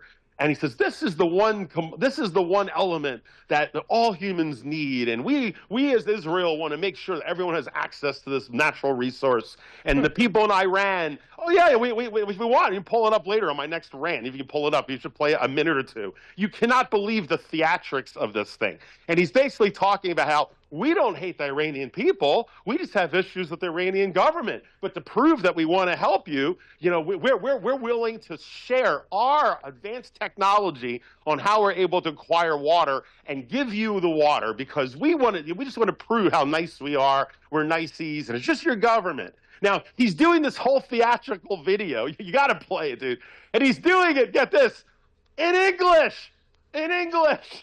If you're talking to the Iranian people, speak in Iranian or translate or something, or at least say it in Israeli, and Yiddish or something, because at least your native language. But, he's saying it in English, which you could tell the way this thing was produced.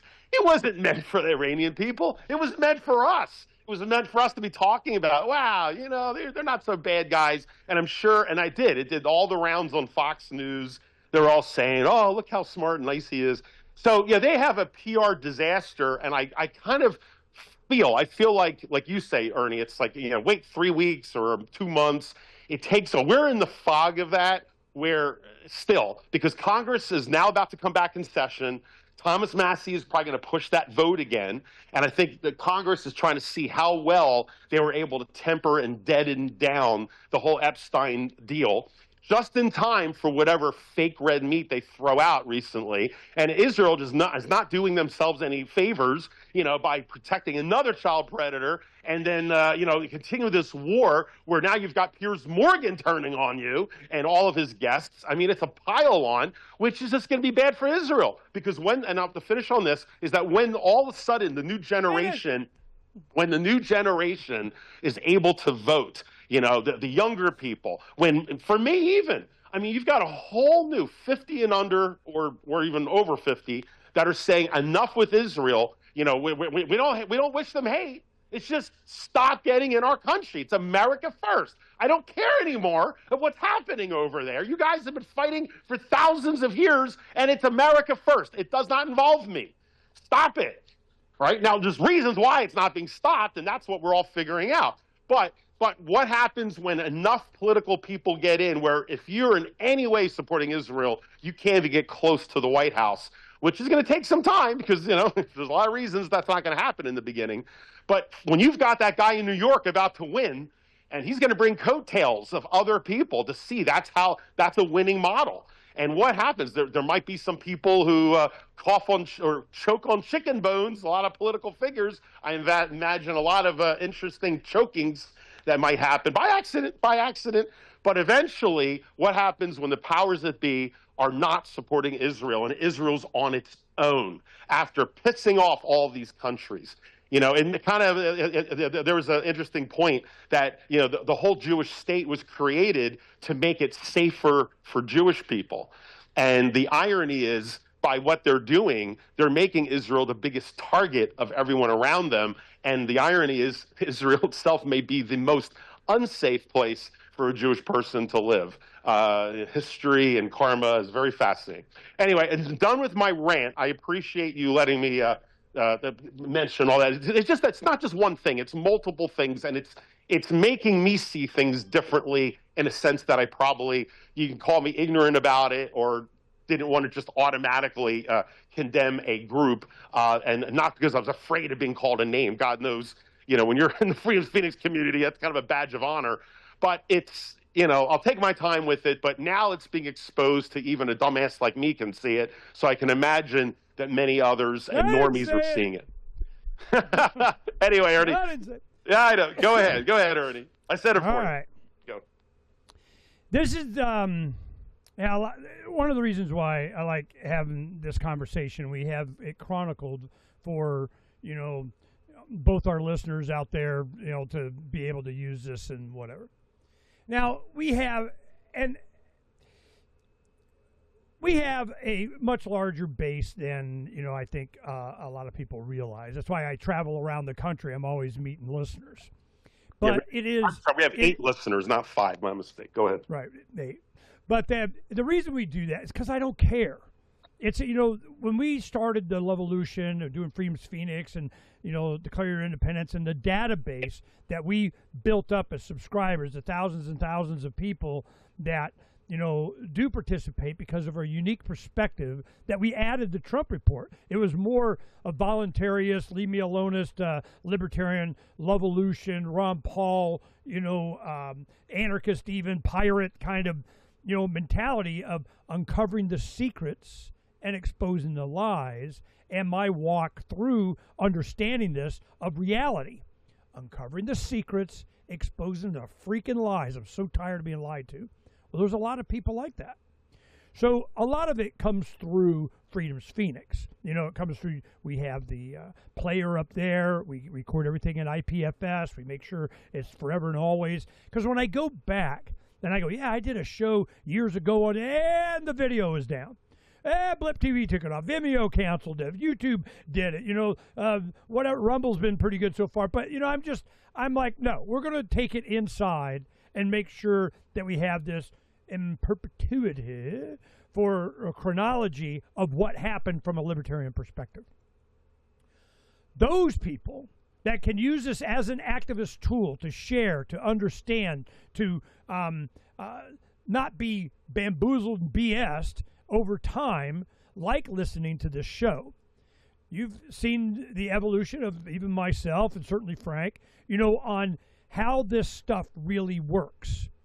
And I've been, from a different perspective, there's always a lot of politicos that have at a different level of involvement, at the lobbyist level, at the public advocacy level, at a, you know, special interest level, at the one issue level. How about the freedom level, at the grassroots, gutter politics on the street, to understand what is. That's why I always ask my guests why.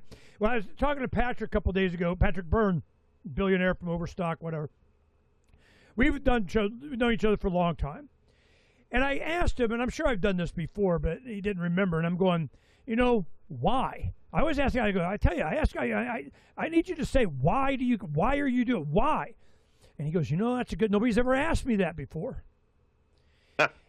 And, you know, he kind of went on, you know, his upbringing and so on, but, you know, he's been experienced at every socioeconomic level, from being poor to his family and whatever. But, you know, he's got a photograph. He's like our friend Peter. I mean, he's a photographic memory, you know, great math, you know, kind of right. Stanford, kind of, you know, the guy's not an idiot. So that gives you a lot of superpower. And he's not married. He hasn't had any children. He's a confirmed bachelor. And he can, you know, without controversy, can go have, you know, he goes, yeah, man, I go out and spend my money on my yachts with super babes, hot and cold, running all day, every day, you know, massage my feet while I'm getting my temples massaged while I get. And that's what he planned to do. He's always been fighting cancer, you know, and since he was a, you know, young man in his early 20s. Or a teenager. Well, his mother has been, you know, kind of keeping him on the ethics of don't be a butthead or don't come home kind of thing. So one thing that happened is in this last bout of, you know, the 2020 election cycle, a lot of stuff a couple of years ago, it was General Michael Flynn. He goes, all right, what are you going to do? He goes, well, I'm going to, you know, have my 5 babe entourage, you know, watching the sand and waves lap over my toes while I chill on the beach of something. And he goes, well, that sounds like that'd be boring after about 5 days. He goes, I don't know, man. I can drag it out for a while, you know. And but it was General Flynn that kind of, you know, just got him in his, you know, his conscience, you know, his sense of duty, his whatever. That, man, we got it. It's now. What the hell? Don't be a slacker. So that kind of brought him back, and he helped fund and produce and participate in the creation of the book, the movie, the 3-part TV series that, had to tell the truth of what really goes on behind the scenes. And to be part of the solution going in this next election cycle. But he understands, even though he was known, I think Wired Magazine had him as Bitcoin Messiah. They have, Bitcoin Jesus is Roger Ver, and Patrick Byrne is Bitcoin Messiah. Same thing.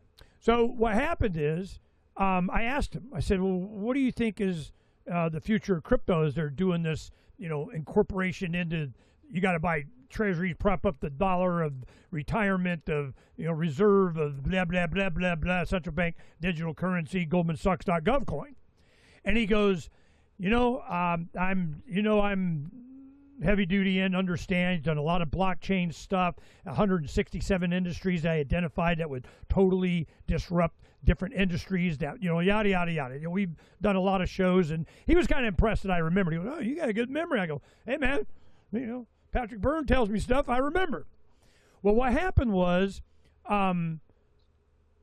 he responded by saying, yeah, quantum computing, what they were doing, changing at the core. A lot of the things that we talk about on this show, I talk about with, a lot of other people, Roger, Whitney Webb, James Corbett, a bunch of Richard Grove. I mean, a lot of the people that we know how this is done.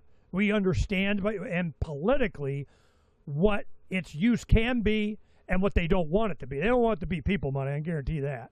And they don't want it private. They want to be able to make it programmable.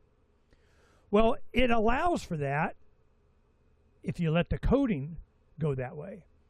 If you have developers that do, if you get adoption, if you get, your Bitcoin's going to be worth $1 million a piece, which is their goal, if you get it adopted by the government, if it's integrated into the legacy banking system, if you can shoehorn it into Big Brother Bank. Well, that's what's happening, and he knows it. And he goes, yeah, I'm more precious metal guy. If I'm going to, I use crypto and have, kind of spend and do, and it's convenient and easy and fast. And, I may have $1 million here, $1 million there, 10 million, whatever it is. But the billions, no. That goes in to physical gold, silver, metals, whatever the hell he does. Right. But he understands why, philosophically. He spoke at one of our Freedom Summits, and I think it was the same one that Paul Rosenberg spoke at. It's kind of along the same lines of the philosophy behind it. And then he went to Pork Fest. We kind of helped hook that up. He goes to Pork Fest, and all of a sudden he was amazed at how many dozens and hundreds of people that understood exactly what he was talking about in a crowd of like 1,500, 2,000 people. And he's like, holy crap, I found my tribe. He's always been libertarian. How anarchist is he? How voluntarist is he? In the show, it was obvious that he finally, has come to the conclusion that, this is kind of the last big effort here, and that he has a lot of faith that Trump is going to do certain things that he is supportive of in going after the deep state, and those things will become apparent here directly. Well, that's one very good thing there coming from him. It was tempered by his support for Netanyahu. Yeah, because he was saying that Netanyahu in Israel, there is they don't have like a constitution that is the touchstone.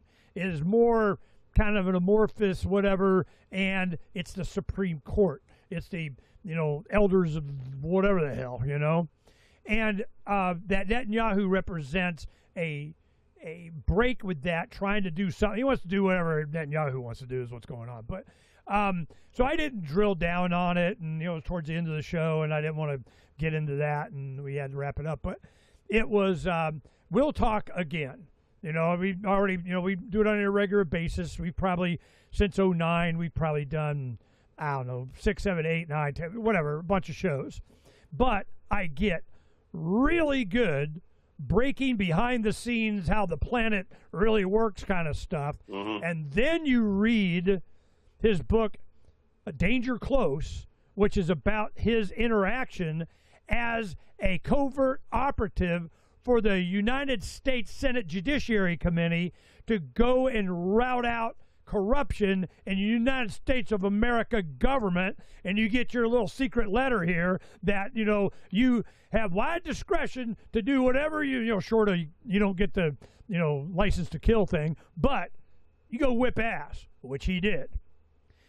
This is how they outed McCabe, Strzok, Comey, using Maria's stuff, whatever. That was a lot of that was done by Patrick.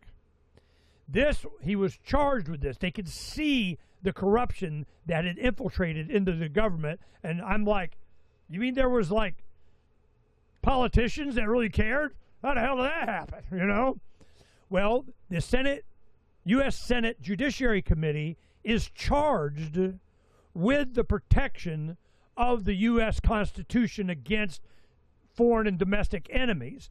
Against all enemies, foreign and domestic, is the U.S. Senate Judiciary. So there was no one or no institution or nothing they could go to. So they went to Patrick. They go, all right, you're a billionaire. It's, because in the past they have used him to do some backdoor diplomacy. He's, a good, honest kind of, America kind of guy. And they chose him. So this has been, the book is fascinating. I've got to ask him a lot of questions. We've, got to know each other, and we trust each other. But the thing is that he warned, and he wanted before he got to go, all right, come on, you always give me some goodie. What are you going to leave me with? Come on, break news. I need that break news thing. And he goes, within the next week or two, you're going to see I'm not going to have to break it. And here it comes. So wait. So do you think the Tulsi Gabbard announcement is what he's talking about, or is that the warm-up act? It's along those lines. There's going to be a bunch of people getting arrested. You have Adam Schiff, going and all this kind of stuff. And one of the things, I was showing the audience while you were talking, I'd bring up different stories that we have. And the one that is this guy, Alexandrovich, is the guy that was the pedophile right. Israeli software guy, whatever the hell, knows something about inside the deep state of something, okay? Well, what happened is there was a sting in Vegas, and they had a bunch of these guys, and their names are, I don't know, a lot of them are foreign, I don't know, I guess Ferner's pedophilia, and, 40, 38, 35, 23, 23, 29, 46, 49, so these, various age guys, adult men, and this is what came out. Now, this is Alex Jones, releasing this, and this is a document that he had up. All these list of these guys all face felony charges of luring a child with a computer for sex act. According to Ynet News, YNET is really whatever. After his questioning, he returned to his hotel and flew back to Israel 2 days later. Israeli officials downplayed the incident, saying it carried no political implications and was resolved quickly. The reasons for the questioning remain unclear, but may relate to the employee's conduct. Whatever the hell that means. Well, he was trying to have sex with an underage person, and they caught him. They arrested me. Nope, I get my call. All right? Here, my Israeli, yeah, you my better call. let me. Call the Israeli embassy. I get my call. Netanyahu's office quickly released a statement denying that the employee had ever been arrested. He wasn't arrested. He was questioned. He was brought from the thing, arrested? What's arrested? He went in for question. He voluntarily got in the back of the thing, maybe some handcuffs, but it was voluntary, not arrested. I mean, so that's, you can up and down about that. A state employee who traveled to the U.S. for professional matters was questioned by American authorities during his stay. The Prime Minister's office said, blah, blah, blah. He does not hold a diplomatic visa, was not arrested, and returned to Israel as scheduled. With online speculation swirling that the United States government made a play to rule and however and whatever, and it's high-ranking Israel cyber official, the State Department issued a yada, yada, yada. So he definitely got some preferential treatment. I don't think these other guys were, let go probably. I mean, we're going to find out, or not. I mean, whatever. I got to I'm going to call the Polish embassy, see what they do. What they do for me. So then you talked about Netanyahu promises Iran water aid in exchange for regime change, and I had, that up with him, promising, and I will, and never, and always, and I love you a long time, and, it's under 5 minutes, 4 minutes and 40 seconds of, pick me in English, So we'll start this here just so, people get an idea. Greetings from Jerusalem to the proud people of Iran. And they're only the ones that speak English. I'm just like, wow, who is this for, like you say? So if you don't get it by now, you're not ever going to get it. I mean, seriously. So these stories are, and then, here you go. Top story we got now. Nobody knows what's real. There's no better example of how little faith Americans have that government officials will tell the truth than the public's blasé reaction to UFO announcements. They're UFOs. Here they come, scraping the barrel, distraction, look over here. And people they go, we don't care. Whatever. Put them on TV. But we know we're being BS from the moment you open your mouth, UFO, whatever. So am I dismayed by the American people not giving a crap about, high level whatever we got and they're going to land on the White House lawn kind of crap? We don't trust. Ernie, I've always heard that whenever a nation is about to collapse, they always focus on the money. But I've also heard that after the money, or right around the time the money collapses, is that the people don't trust anything. Up is down, left is right. And I've always heard that. I've always read that. And I've always pondered what that would be like. It's one of those mindsets that I couldn't – I mean, I'm not doubting it at the time. We were talking back in the 90s when I would be hearing about this. So, I just – in the mindset that we had in the 90s, I couldn't fathom. I mean, I was fascinated to see what a society is like when up is down, left is right. You have no idea about anything. And we're here, we're literally here. I mean, even you with all the information you do, you can't trust anything. Everything is a mirage. It's a distraction. It's this, it's that. The internet that in one hand enhances the information at the same time is added so much more smoke to the smoke screen. And at what point do you just keep putting your time and effort to figure out, of course, Freedom's Phoenix is trying to uncover the lies and show the truth, but it becomes a harder and harder thing to do. And then the bigger problem is that even when you find apparently the truth, it's how do you,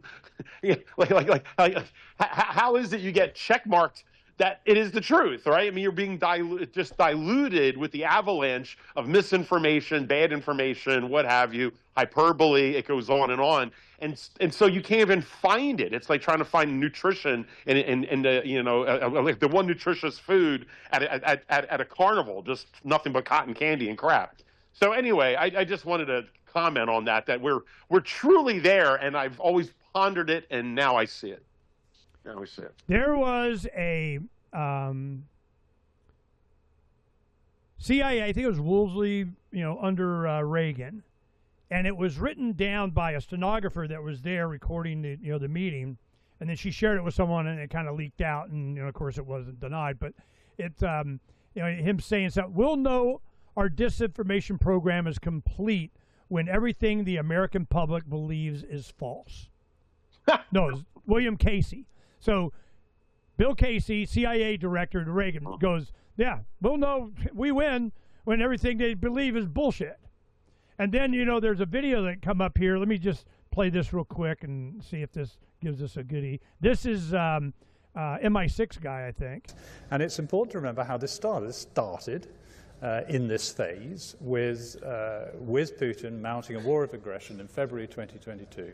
And 2.5 years later, That failed. It continues to fail. The Ukrainians will continue to fight. We will continue to help them to fight.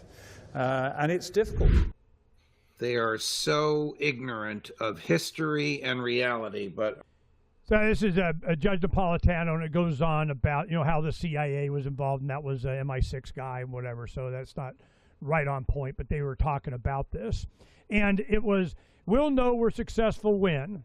And this has been, well known that, everything that the American people, what they think they know is a lie, we win. So this is not like unstated goal. I mean, that's their whole point. So this is, and then you have Klaus Schwab is not head of WEF anymore. They get him out from under whatever criminal action, and then boom, here comes, was it Larry Phranq, coming in head? Oh my goodness. Globalists are rebranding their woke capitalism agenda after crushing setbacks. People who carefully track the machinations of globalist institutions might have noticed a disturbing atmosphere of silence since the 2024 election. And then they bring in, Larry Phranq. Now, take a look at this picture. He's wearing a rainbow scarf, and it's all this, woke agenda crap and everything. Really? Is that what they really? Is that just a tool? What the hell? And you were talking about, one of the stories we have on is the Cracker Barrel thing. And what happened is they changed the logo. In the wave of everybody abandoning this, Cracker Barrel is a, kind of an old-fashioned, sitting on the porch, they sell rocking chairs out front kind of place.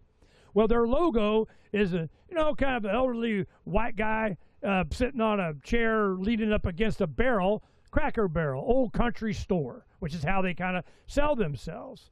Well, what do? Oh, hell no. No. We got to change that. And, here they have woke Cracker Barrel CEO sparks uproar after changing the company's iconic 47-year-old logo.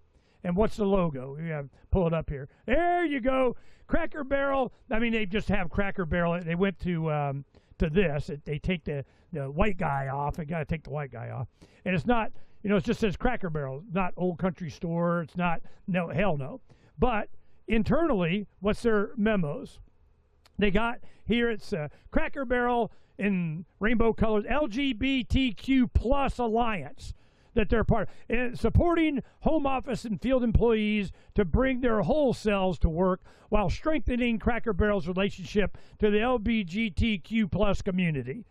So saith the new CEO of I don't give a crap. So this is, what kind of backlash is that going to get for Cracker? They don't care.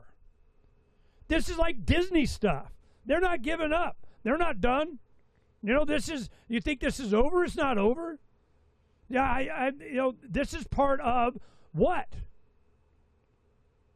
It's part of WEF and the world takeover and Larry Phranq and kind of, this is not, it's not the beginning of the end, but it's definitely the end of the beginning. You know that it's already been going, the battle is on, and it's going to manifest, a lot of lines that they're going to have in the 26 election cycle.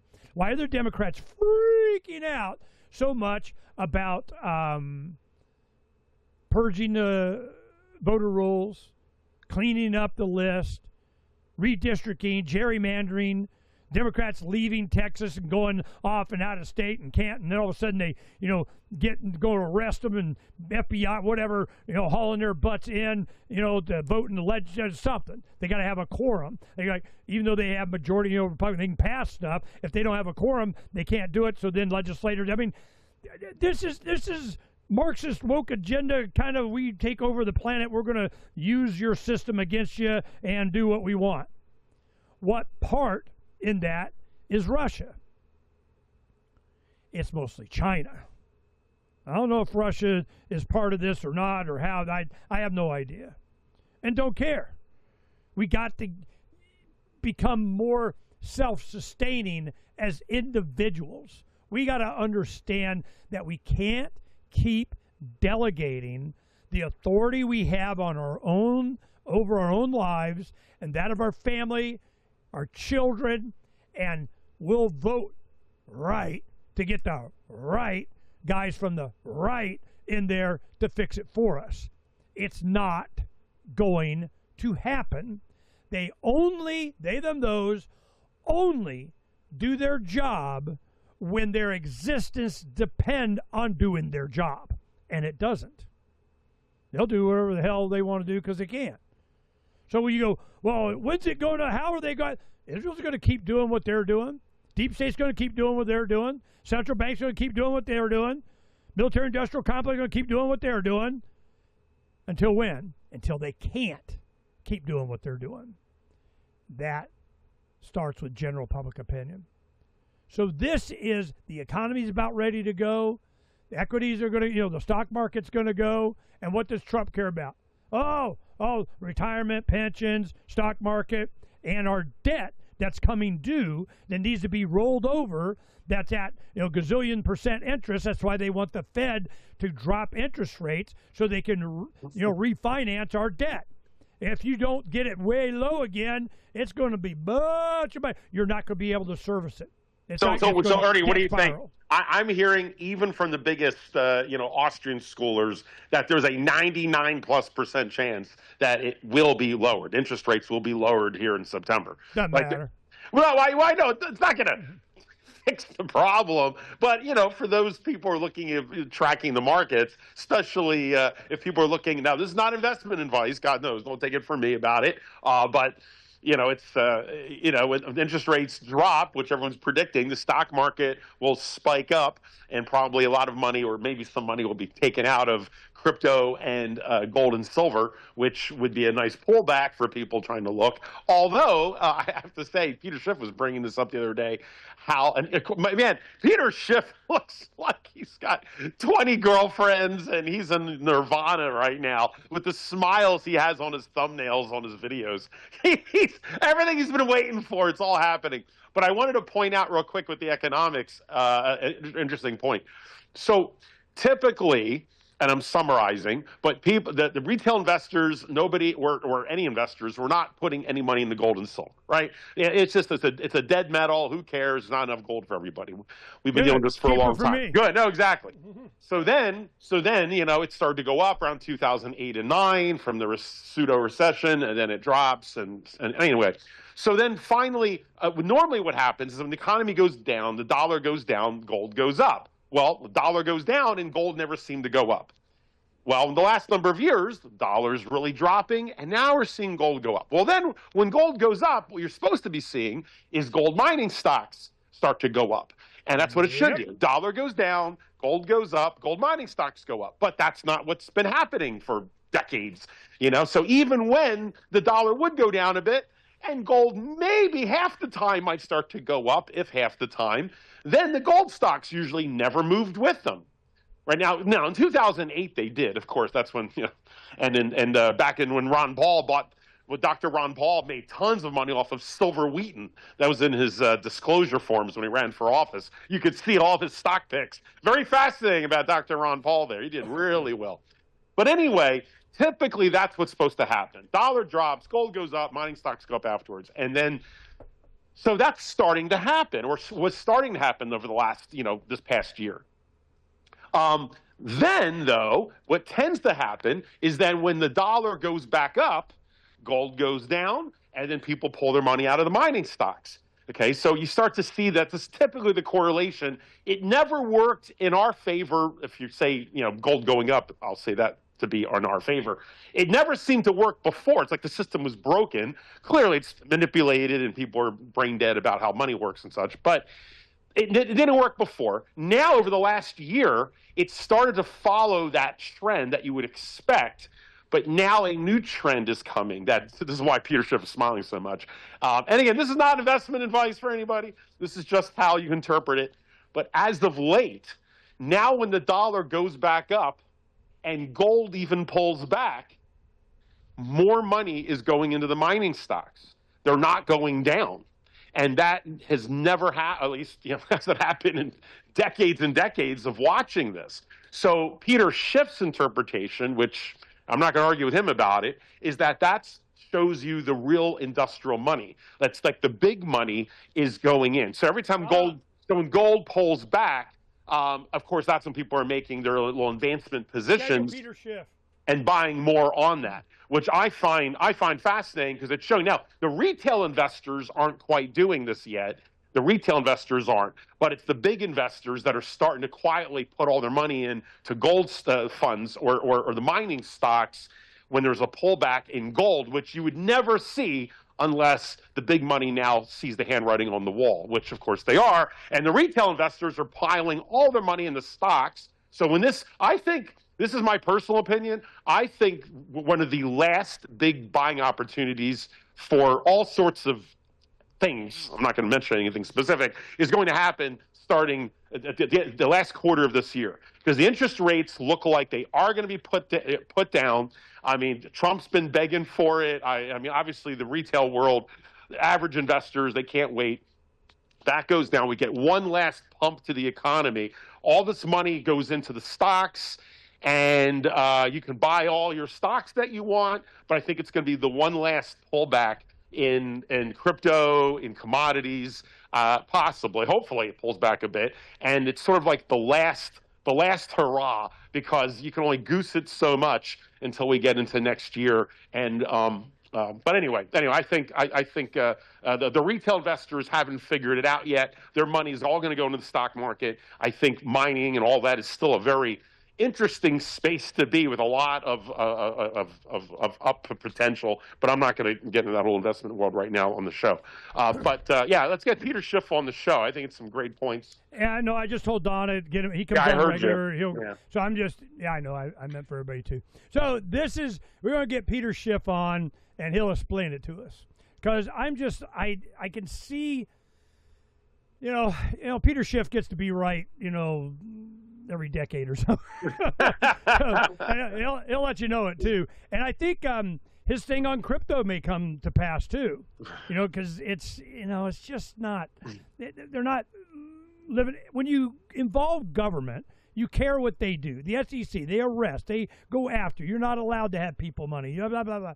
If you're worried about getting by with the government kind of thing, you're in the wrong thing. I don't want to integrate it. I don't give a shit what they do. I need a crypto that doesn't care.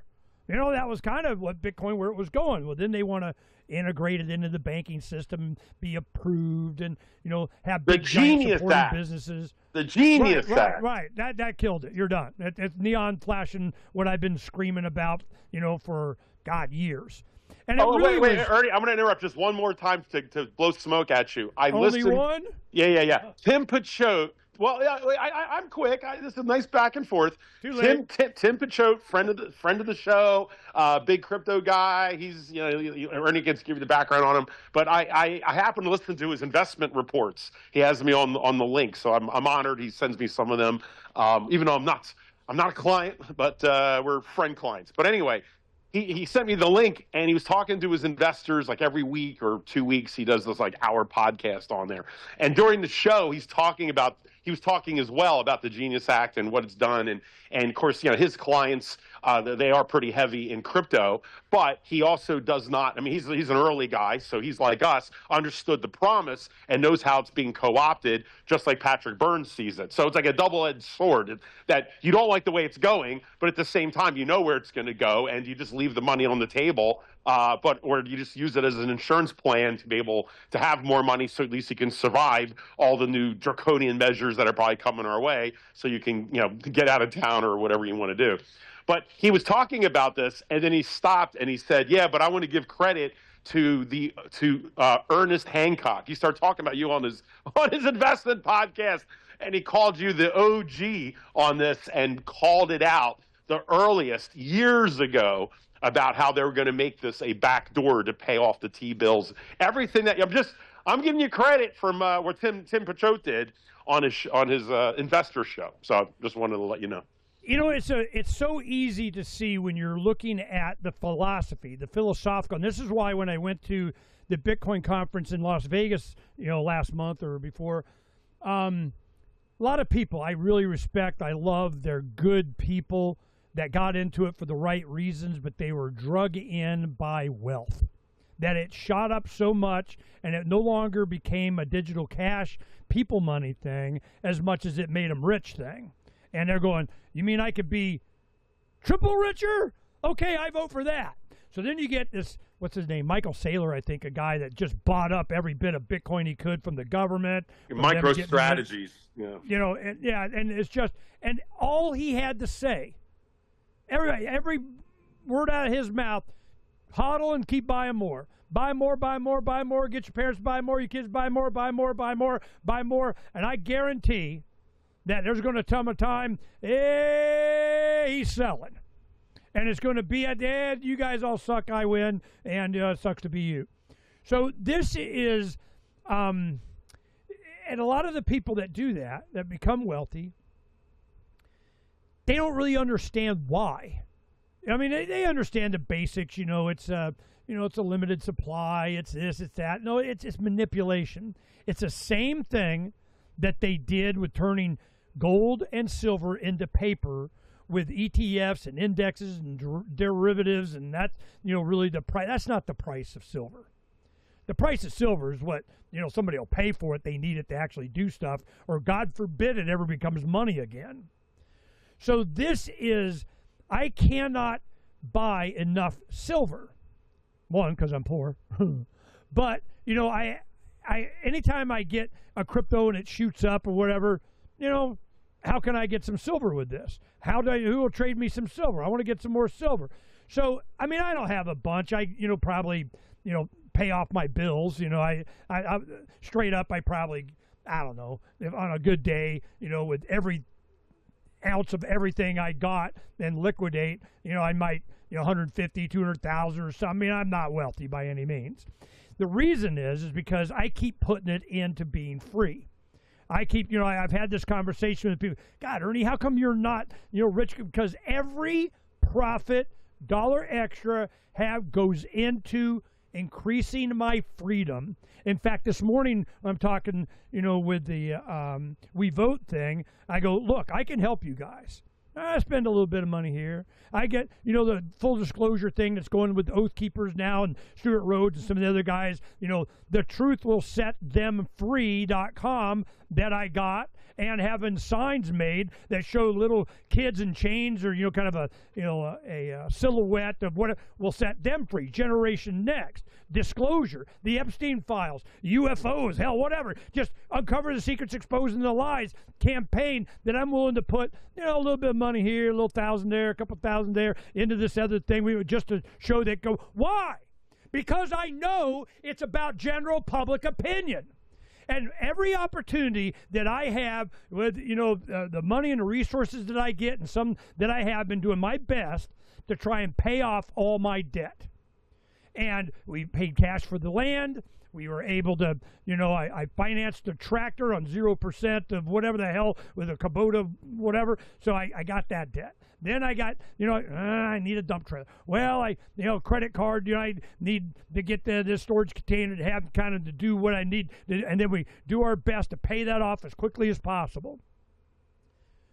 So I'm at a net kind of, even. I don't have extra.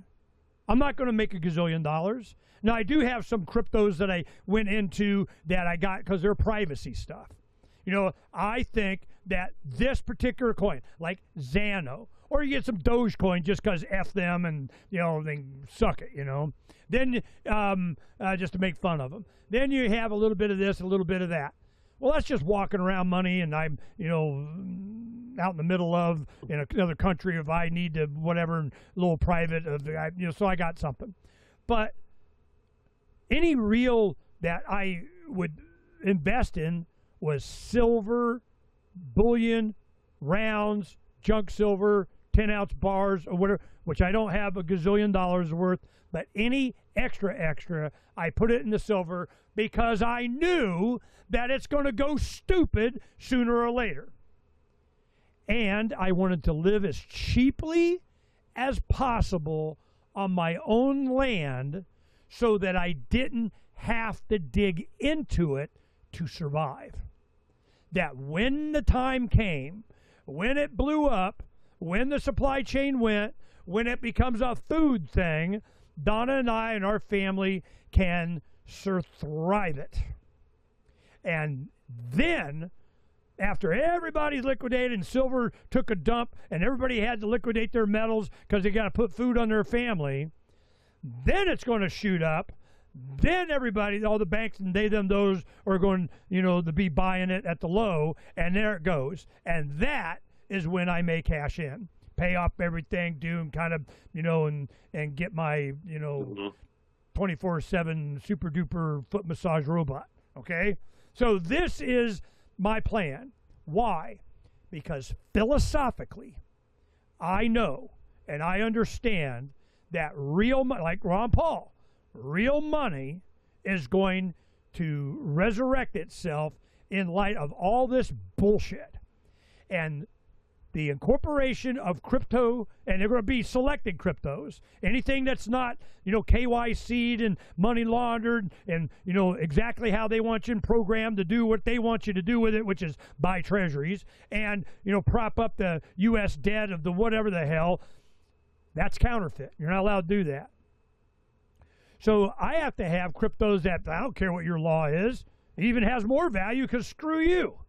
It doesn't get its value based on the government says it's okay. That just turns crypto into fiat money again. Same thing. So I'm going, no. And I think that's how Peter Schiff sees it too, maybe from a different way. So this is why it's so neon flashing obvious what's going to happen when. I don't know. But when I was screaming when I first started doing radio and silver's down at $6 or whatever the hell it was back then, we had people when it started shooting up. And I remember it went, 38, 44, so it was some ridiculous amount. There were listeners that sold their homes, everything, bought silver, it shot up, and they bought their house at a discount and had a bunch of money left over. Thank you, Ernie. This happened to a bunch of people that understood. I was on Terran Radio here and there. Look, I'm not pimping some, Republic, buy gold, silver from, I don't care. It's so cheap now. Buy it. And some people, they maxed out. They sold their home. They were believers. And they did it, and they made bank. So I'm going, okay, well, you're welcome. Anything that was under $20, whatever extra dimes I had or something, I was buying. That's why at the top left of Freedom's Phoenix, you have Roberts and Roberts up there. I just call them up. I just send them a check. I do wire transfer. You can do crypto. He does it through BitPay. You can do crypto, whatever. Send me. Boom. Here, we got the American Precious Metals. I think it is up on North Tatum or something. Here, I've known Jerry Williams, the guy that goes to our supper club. He's turned it over to his daughter.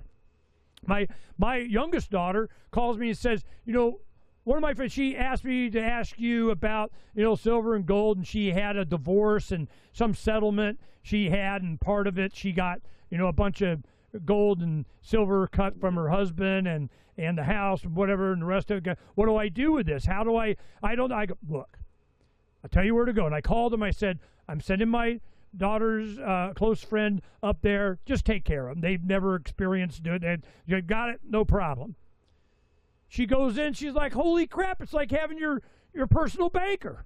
You just walk in. Yep. How do you do? And, have a glass of water and sit down and we'll negotiate. And what they counseled her is they gave her a little bit, some showed and kind of discussed it with her, but they mostly just told her to keep it. They go, why would you? No, man, this is it. Just saying, this is going to go up. You need to keep this just to do them a favor. No, thank you. Yep. So this is, I don't really have any doubt of what's going to happen.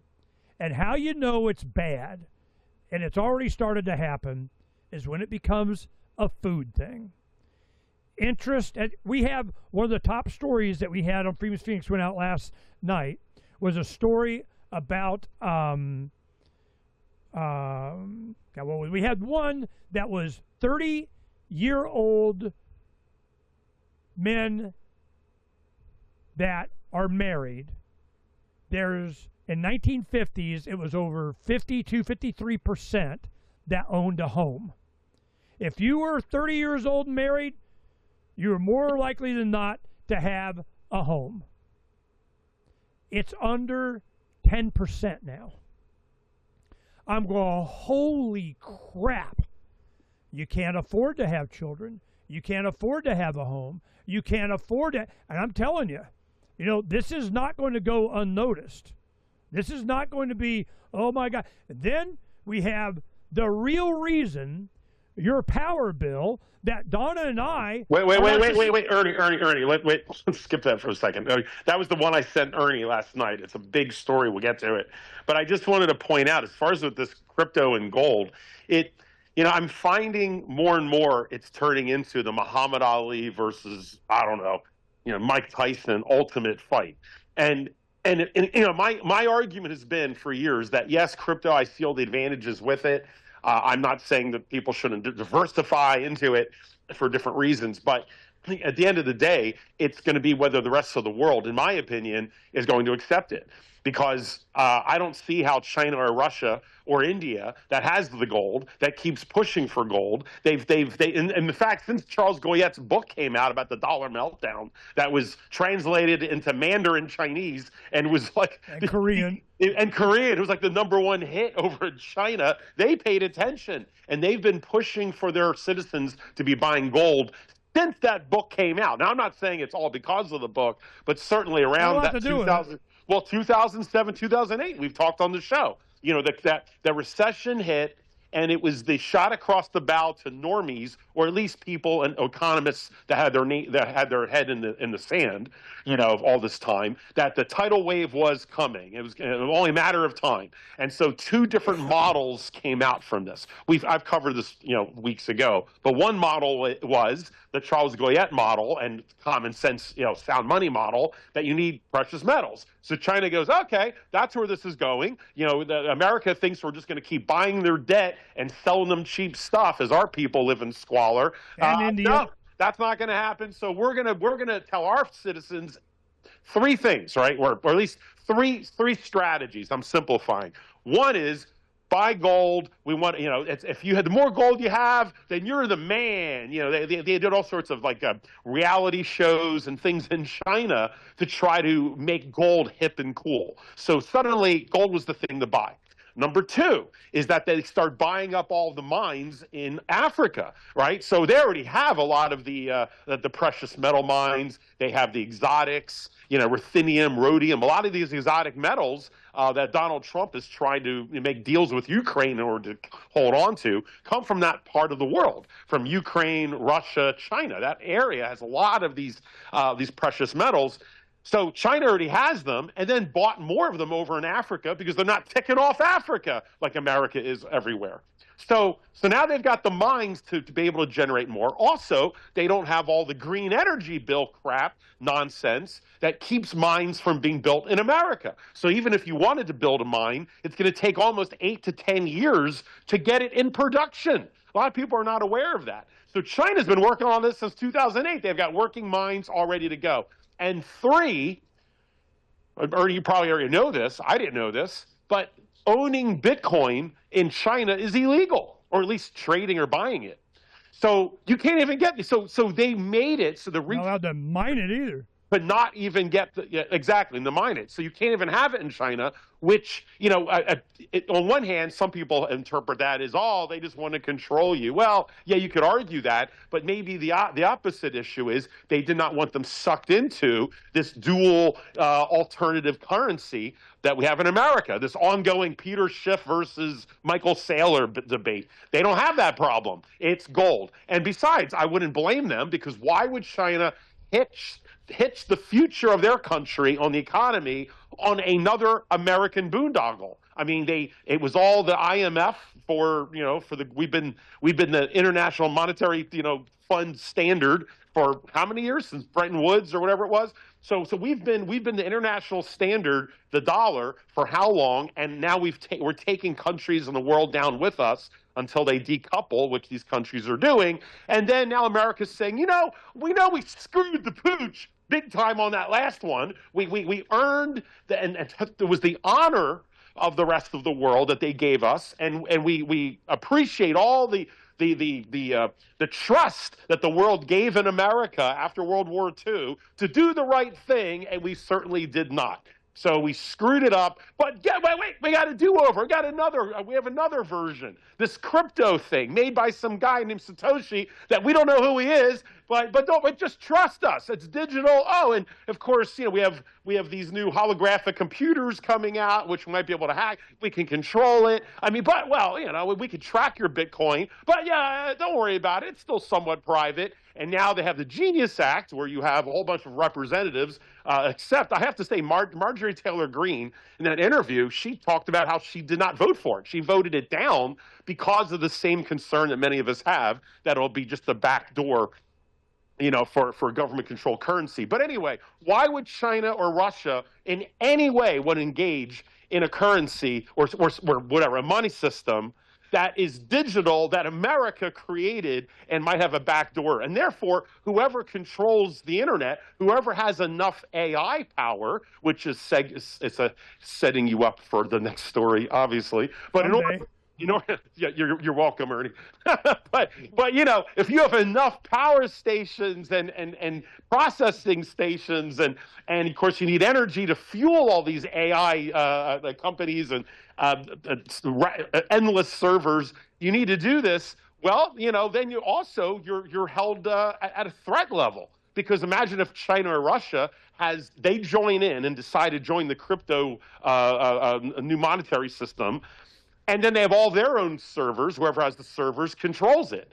And so let's say they have their own servers. Well, then you can throw an EMP or something and take out their servers. The entire economy collapses. At least if you're on a gold or silver standard, they can't do that. Now, obviously, if the money system, if the EMP takes out the network, then you can't trade your money that quickly with credit cards and the like. But at least fundamentally, it's not wiped out, which it would be with crypto. And yes, I know people are going to say, oh yeah, but the blockchain, it's worldwide and you can't just take one out.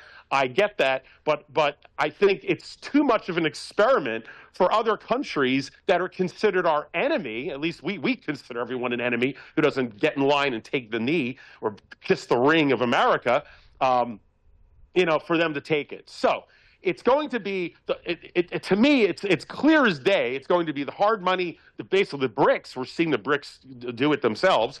And then the crypto, which is another excuse to kick the can down for another bunch of American suckers with crypto. Now, again, this is not saying that the concept of crypto and blockchain cannot work. I'm not trying to get that whole debate, the argument about it. Not the government gets it. And the government can take it. So, but it's going to come down to those two. But the other thing is, who really wants crypto? At the end of the day, we believe, since the privacy issue has been expunged from this whole experiment of at least things like Bitcoin, it's about control, right? So ultimately, they'll do the Genius Act and con everybody to keep control so they can turn off your money system if they don't like your tweet or what have you. And that's the ultimate control that they want, to know where you're spending, what you're spending on, blah, blah, blah, all of that. And they're dangling for all these early adopters the carrot, like you said, of millions of dollars. You can easy street. Your stock's only making 20% on a stock. Oh, 20%. That's so yesterday. Now we got 10x and 20x and woo. And so no one cares about their privacy. We're having even Republicans and maybe even some libertarians, I'm hopefully not in this audience, who will just throw all that out the window. Their philosophy, their principles for the money. And, money will do that to people. So I assume that's what's going on. The rest of the world, I believe, is being smart enough not to join in. But what we're seeing, when I said Muhammad Ali versus Tyson, is the ultimate showdown I think this is turning into, which is the age-old, millennia, precious metals, sound money that was suppressed for the last 50, 80 years, right? But it's going to come. We knew it'd break, and now we're back. It's precious metals versus the ultimate of the deep state as far as control from the government. This is like the big hurrah. And it's interesting how everything we've been talking about might just come down to the free market of the actual free market, but free market of ideas of which one will win in the end. The cybersecurity state where people do not want to give up their cell phone. They love this audience, we despise this stuff, but the average person just loves the convenience and having their check, their salary, instantly deposited into their account and their GPS, and we can go all day. Now AI, they don't have to think anymore. They all want everything electronic and the convenience and make a bunch of money, and they don't mind being controlled versus those for sound money. And America could go the way it wants, but I don't know in a world economy how long that's going to work. There has to be at least a conversion of Bitcoin to sound money, which I guess there would. You sell the Bitcoin to get the precious metals. But I just wonder if the same problem will happen here, where China is saying you can't own Bitcoin because they're forcing everyone into precious metals.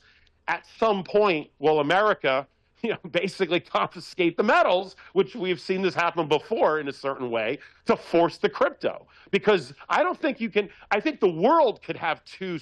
The world at large, we could have precious metals and crypto kind of live side by side and interchange. I think that's certainly doable. Some people doubt that. I think it is doable. I think a lot of people probably would agree. But if you have an economic war, then the only way America could fight this, America can't have two, and China and Russia and all of them only have precious metals. It's going to have to be bludgeon them down with Europe and get Europe to go all in on crypto and ban the precious metals. So that's my concern, is that in order to hold on to the deep state and the control over us, the only way is to be able to ban it. But we shall see. But I hope smarter people like Patrick Byrne and all, who certainly understands crypto, but at the end of the day is all in on the metals. I hope that ultimately prevails. And it sounds like Trump that might be hopefully the saving grace, because Trump is certainly a gold guy. He talked about the golden rule, and and who he has now, advising him on economics is a gold bug himself. So we shall see. But go ahead. But then we're talking about data centers. Go ahead with the story I sent you and Donna last night. This is a fun one, guys. I hope you have a stiff drink when Ernie talks about it. Go. Oh, now I get to go? That was his quick interruption. Anyway, what happens is we have a lack of understanding what's really going on. What I think is going on is that it's the monetary system, the dollar, the international, they, them, those, banking central of whatever. BRICS, in my opinion, over the years I've done since they had in Jakarta, Indonesia, they had a big meeting that was kind of the launch of whatever, and I had an NGO, a guy that was at the meeting doing a presentation because they were arguing about how much, the IMF, International Monetary Fund, is exploiting, and the World Bank is exploiting developing countries, and, that's how they enslave them with debt and give them a airport and sidewalks and, garbage trucks and whatever, and how did our oil get underneath your jungle, your sand, your whatever? Because they put them in debt. Well, this infrastructure and the deals made and the interest kind of, that sucked. So BRICS goes, well, when we do it, we're going to do it better. We're not like the scumbag, imperialist dog, capitalist, piece of crap, Western banking or SWIFT system or whatever. We're going to do it different.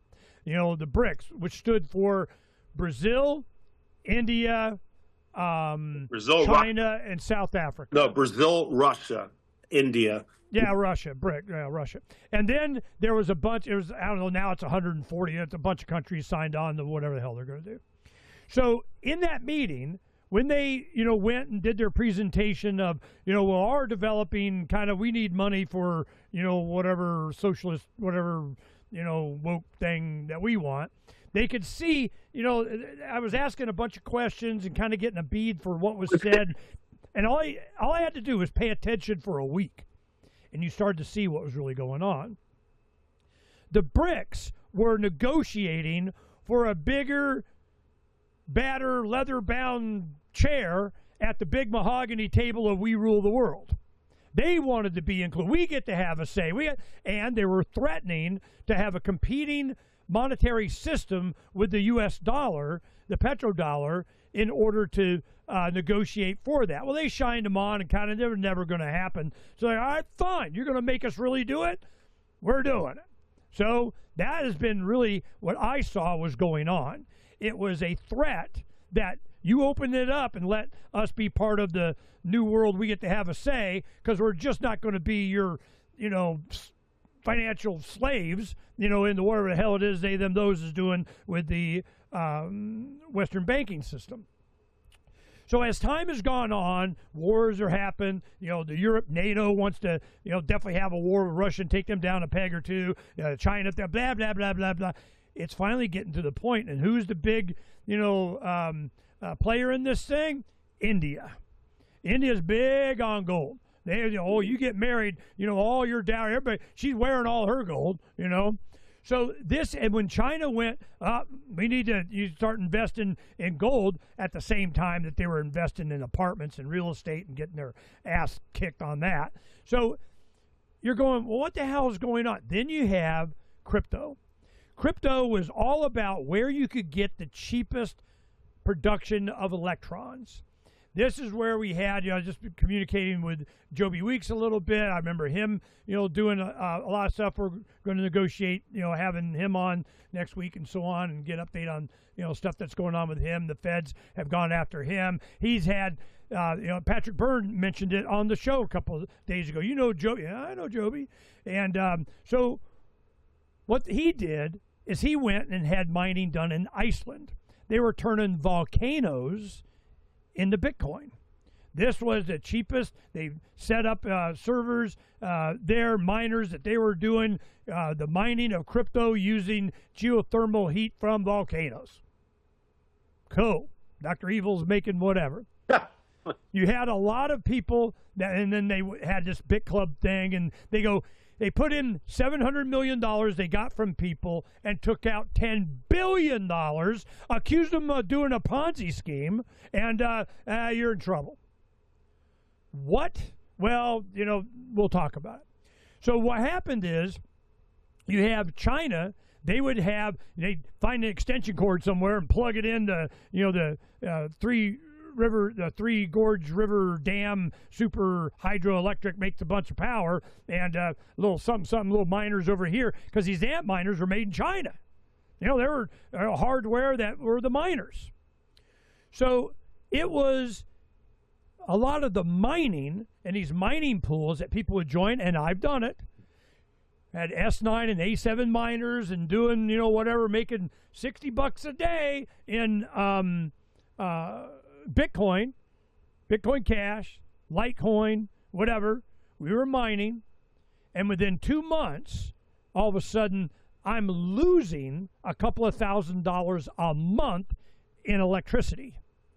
Now, if you were a big, giant person that had shit tons of money, and you could pay that electric bill off, or you had free or cheap electricity from something you plugged in, which a lot of people were doing, little miners in the attic space of where they worked, or they would have, a lot of people were doing, they'd get a warehouse, work and negotiate a deal to where utilities were included.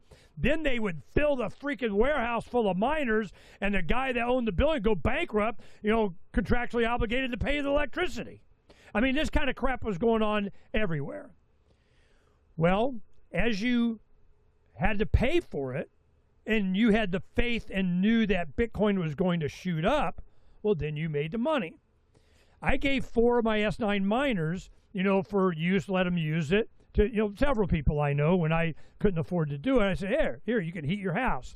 Bob, our good friend Bob, had a home that he inherited from his family and so on, and then eventually he sold it. But he was working on it, in the summers and everything over a couple of years, and then he sold it to a nephew, his brother's son. What he did is he put the 4 miners on electricity. Instead of burning fuel oil to heat the home, he used the miners to heat it. Well, it cost about the same of him paying for the fuel oil to heat the home, so he was losing money, but in the electric bill, and then the crypto shot up a year or two later, boom! He made way more than his money back. Ha, ha, ha. That's what's been going on. A lot of people, they were willing to take the hit in the cost of the electricity because they believed that crypto was going to go from 200, 800, 2,500, 5,000, boom, 20,000, 50,000, over 100,000 per Bitcoin. And the cost of the electricity was a fraction of that, especially if you waited, or you could. Who can do that? People with lots of money. People with a little inside information.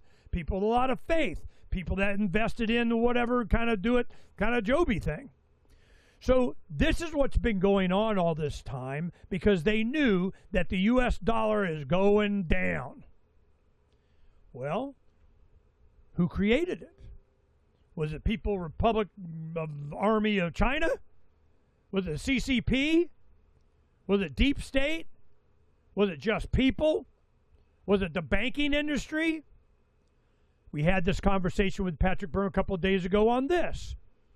What he had done is naked short selling, they were trying to take out overstock. These bad guys being bad, and they were doing it with Nikola, they do it with all kinds of stuff. They're bad guys. So what happened was he challenged them. He goes, yep, I got gazillions of dollars. And he spent like $32 million to win back that amount of money plus $1 million.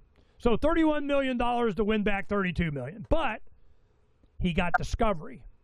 He wanted to expose how they were doing what they were doing. And there's all this front-running flash trade, this kind of stuff. He exposed what the banking said. After this is all over, hey, nothing personal, just kind of, well, a bank executive, a VP of Goldman Sachs out of Paris or whatever, and he was shocked I remembered this. And I go, no, tell the people what they said. Take them to dinner. What do we got to do to get you on a plane, be here tomorrow? Goes in, give it to us straight. Where's our role as Goldman Sachs and all this bleed that we have on the system and all the fees and all the crap and all the front running, all the BS, all the corruption, and Patrick called it a pig's breakfast. They just, all of a sudden, money went in and a bleed went out, and then some people made some or something, but Goldman Sachs definitely made money, regardless of up, down, whatever, just in fees and brokerage and all that kind of crap. So he goes, all this goes away with crypto. It's done. There is no role for you. All that stuff that you're doing, the settlements are immediate. There's none of this 3-day waiting crap. He created a company called T0, did it on NASDAQ. But those don't like that. They're inside. They know the jig is up, man. Oh, my God, we got to get in control of it. So when you have the government now, what do they need to compete with the planet that's able to mine Bitcoin? They have to overwhelm them with miners. Who does? Federal Reserve, the banking system, the government. What do they need to do that? Nuclear power stations. We don't need volcanoes. We don't need big giant Three Gorges dam of hydro whatever. We don't need an ocean of solar panels. We don't need a bunch of natural gas. We just need, and we got some fusion reactors coming online. Just did some stories on that. We got to build enormous amounts of capacity of energy that's not just for AI. It's for crypto mining. Here we go. And we need a shit ton of this power capacity in the scale of, oh my God, 10, 20, 100 times what the energy that we have now. How are they going to do that? Well, I knew what was going on. Phranq sent this. I don't know where he got it, but and we sent it to our family and so on. The kids, yeah. You look at your energy bill, all of a sudden you got all these surfies and extra of, oh my God. Yeah, so just a real intro is real that quick. This happened a couple weeks ago. My wife starts yelling at me about the electric bill. And I was like, what are you talking about? And it went up like $200, $150, $200 more than before. Now, we are in the summer in July. But, she's thinking I'm leaving the AC at 50 degrees all day and all the timing issues, whatever. And I was like, no, that's not happening. I have no idea why it went up. But, it's on me to try to figure it out. And I'm just so happened this video comes up about the electric bill that it's not just me, it's nationwide. And we'll talk about right now why. And by the way, did you get to post that on Freedom's Phoenix? I would put that video on Freedom's Phoenix. Yeah, right, immediately, whatever. But go ahead. Okay. So explain to us why my bill went up, Ernie. What the fudge is all this? There are people up doing TikToks and everything, and they show all these fees. I went through this when I did an evaluation of how many miners I need, and we built, you remember my big mining room, and it was a thing. Wow. And the exhaust was so hot, you walked in front of it, it was like Sarah Connor and Terminator on the chain link fence. The nuclear detonation went and turned her into a skeleton. I mean, you walked in front of it was like that. Yeah, it was. Holy shit, they put off a lot of heat. Yeah. So then you have, so that's, byproduct of the energy you need to do the processing. Well, what happened was all these fees get added, and they're going, what the crap is this? Well, then you go over, and it's this. System access, deferral surcharge, IRM surcharge, distribution FN incentive surcharge, charges, power plant, securitization card, discharge, that charge, or whatever. It's all of the money that they put on the people that have an electric bill to build more plants for AI and crypto. That's what's going on. Everybody is paying for, we need more power. Okay, go build them. We're going to have a factory. All right. Trump said, yeah, you can build it. Go build it. Oh, build it. They're not paying for it. You are. You're paying for your enslavement for a CBDC that they can have programmable money, and you can and can't, and you paid for it. This is what they're doing. Why do they need all this? To process, to create, to mine, to outperform everybody else, that the people money that you are able to mine your own crypto, they're doing it. And any other one that's competing, any other Bitcoin Cash, nope, it's not doing anti-money laundering and know your customer stuff and counterfeit. You're not allowed. You're going to get in trouble, like in China. You're not allowed to watch that video like in the United Kingdom. The police state is coming. It is here. You're getting John Whitehead from the Rutherford Institute writes about this a lot. James Bovard, we have, like today, is on Freedom's Phoenix, writes about this a lot. It's a bunch of libertarians, revolutionaries out there going, let me tell you what's going on. This is all in preparation for you're going to start figuring out what the hell is going on. Does Trump understand? Probably not. Or not to the degree that he needs but he doesn't, but JD probably does. And that's where the question he does. Yeah. That, and then what happens? Musk and his buddy Thiel, they're going, we like us some J.D. Vance, and we're going into the future of. Well, this is what's going to happen. And what is going to trump all of this? Precious metals. It's going to be people that are able, I need a crypto that can be decentralized, do an agris market. That's why we're supporting those that are private. I don't care. What's not approved sanctioned, I don't give a shit. Xano. That's why, and projects like Xano. Coral, Made Safe, R, Pirate Chain. These are ones, Monero. And then what did they do? They had a big cyberpunk kind of go after to demonstrate that they could take over with a 51% attack, which means more than half of the processing power can kind of vote what they want for Monero. Are they good guys, bad guys? They definitely wanted to demonstrate that they could, and that you had state actors, they definitely could. And they would, especially if it's a privacy coin like Monero. So this is, you think crypto kept up? No. It's all the same thing for the same. How did you know, Ernie? How did you not know? What the hell are you looking at? But then somebody will come up with another crypto, and it's a pump and dump, and they make a bunch of money, and then it makes the space look bad. Yeah, I don't care. Buy silver. That's my thing. I don't understand, or not. There's a club, and I ain't in it.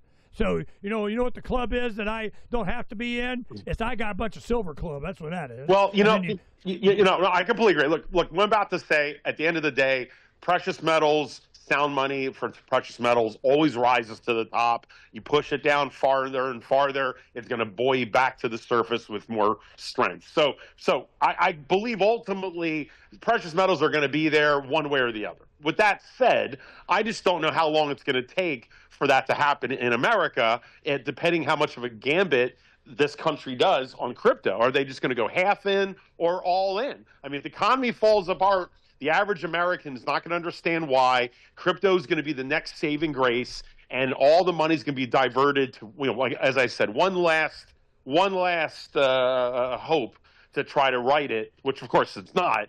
It's going to be a delay tactic, but how aggressive will we have to be against the rest of the world to keep that from happening? So one of the concepts, one of the things to consider is the revaluation of gold, right? Which I know for a lot of you gold bugs and such have been dreaming about that for a long time. A lot of your relatives don't understand when you're talking about gold will be 5,000, 15,000, 150,000, and they think you're off your rocker.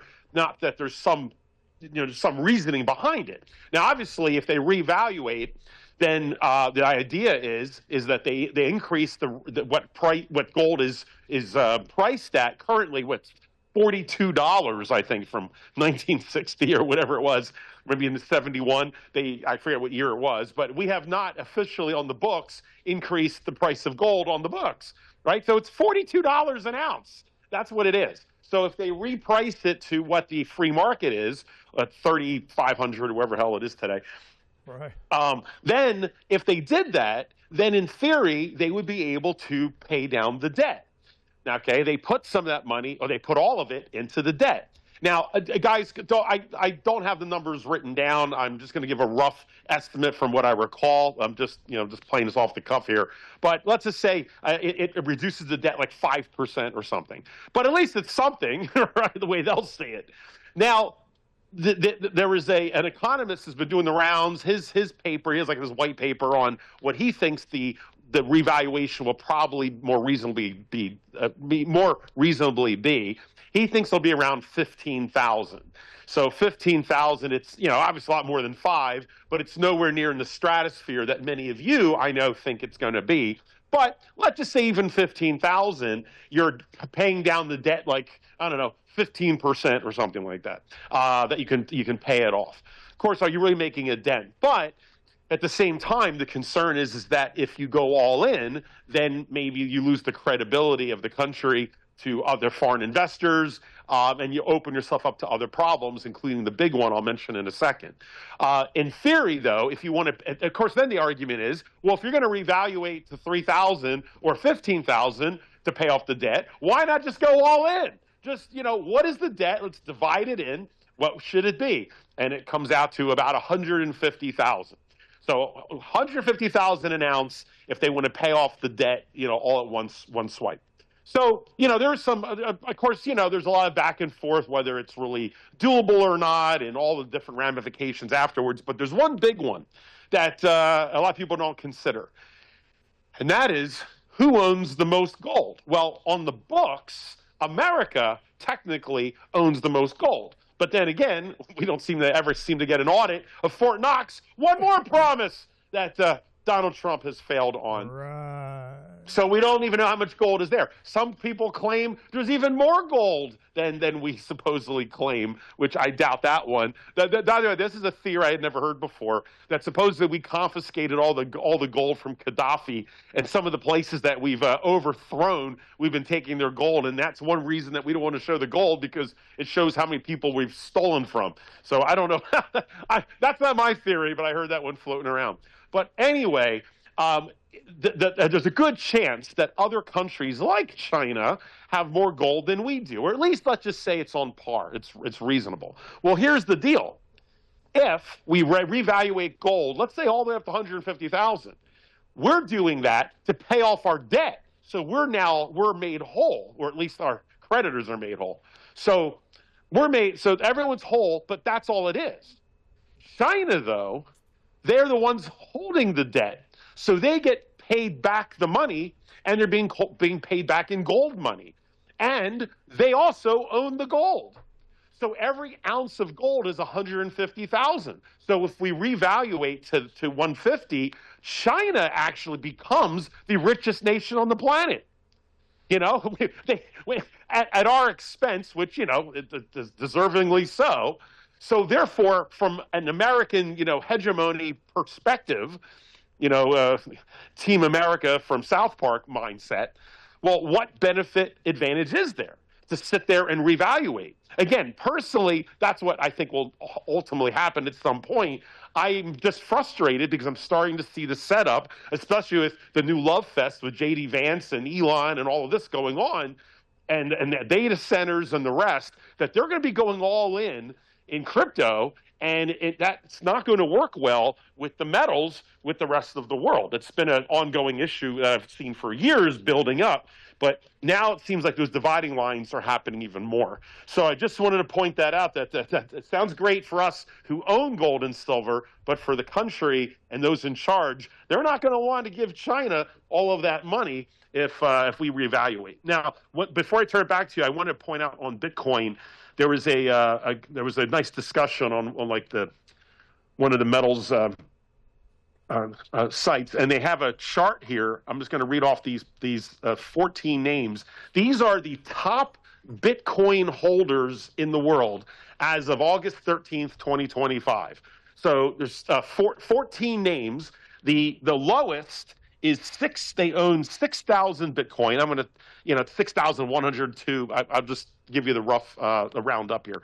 6,000 is the lowest, and the highest Bitcoin owner, or where it's found, is 1,295,510 Bitcoin. So it goes from 6,000 up to 1.3 million. All right. So most of them are pretty on the lower end. So let's zip these through. And by the way, Ernie, go ahead and you can guess the top 2 or 3 who owns all the Bitcoin, most of it. So at the bottom, at number 14, is the country of El Salvador. So they have 6,000. That's the lowest, but at least as a country. And what's unique about this country is that every other country I'm about to mention, other countries have Bitcoin, but theirs are because they've been seized. So the Bitcoin's been seized, whereas El Salvador technically has not been seized. They're actually using it, I gather. Number 2 on this list or number 13, is Tesla. Tesla as a company owns 1,500 Bitcoin. So interesting. They're of course pushing Doge, or they have fun with Doge, but he's not messing around either. I mean, that's probably why they're going to want their data centers. They're taking Bitcoin for their cars at one time. Yeah, absolutely. So they're still sitting on 1,500. Then we have some gentleman, I don't know his name, maybe you do, Ernie, individual or a company, mining company called Tim Draper. Do you know who Tim Draper is? I've not heard of him, but so Tesla has, by the way, 11,000. Tim Draper has 31,000. So 11,000, 31,000 Tim Draper. Then at 50,000 is Marathon Digital. It looks like they have a stock name, or Mara, M-A-R-A. I know some of you guys out there know exactly what I'm talking about. Next, at 61,000 is the United Kingdom, all seized. seized Bitcoin, but United Kingdom at least has 61,000. Yep. Then we have Tether holdings. The Tether holdings in reserve right now are 100,000 Bitcoin.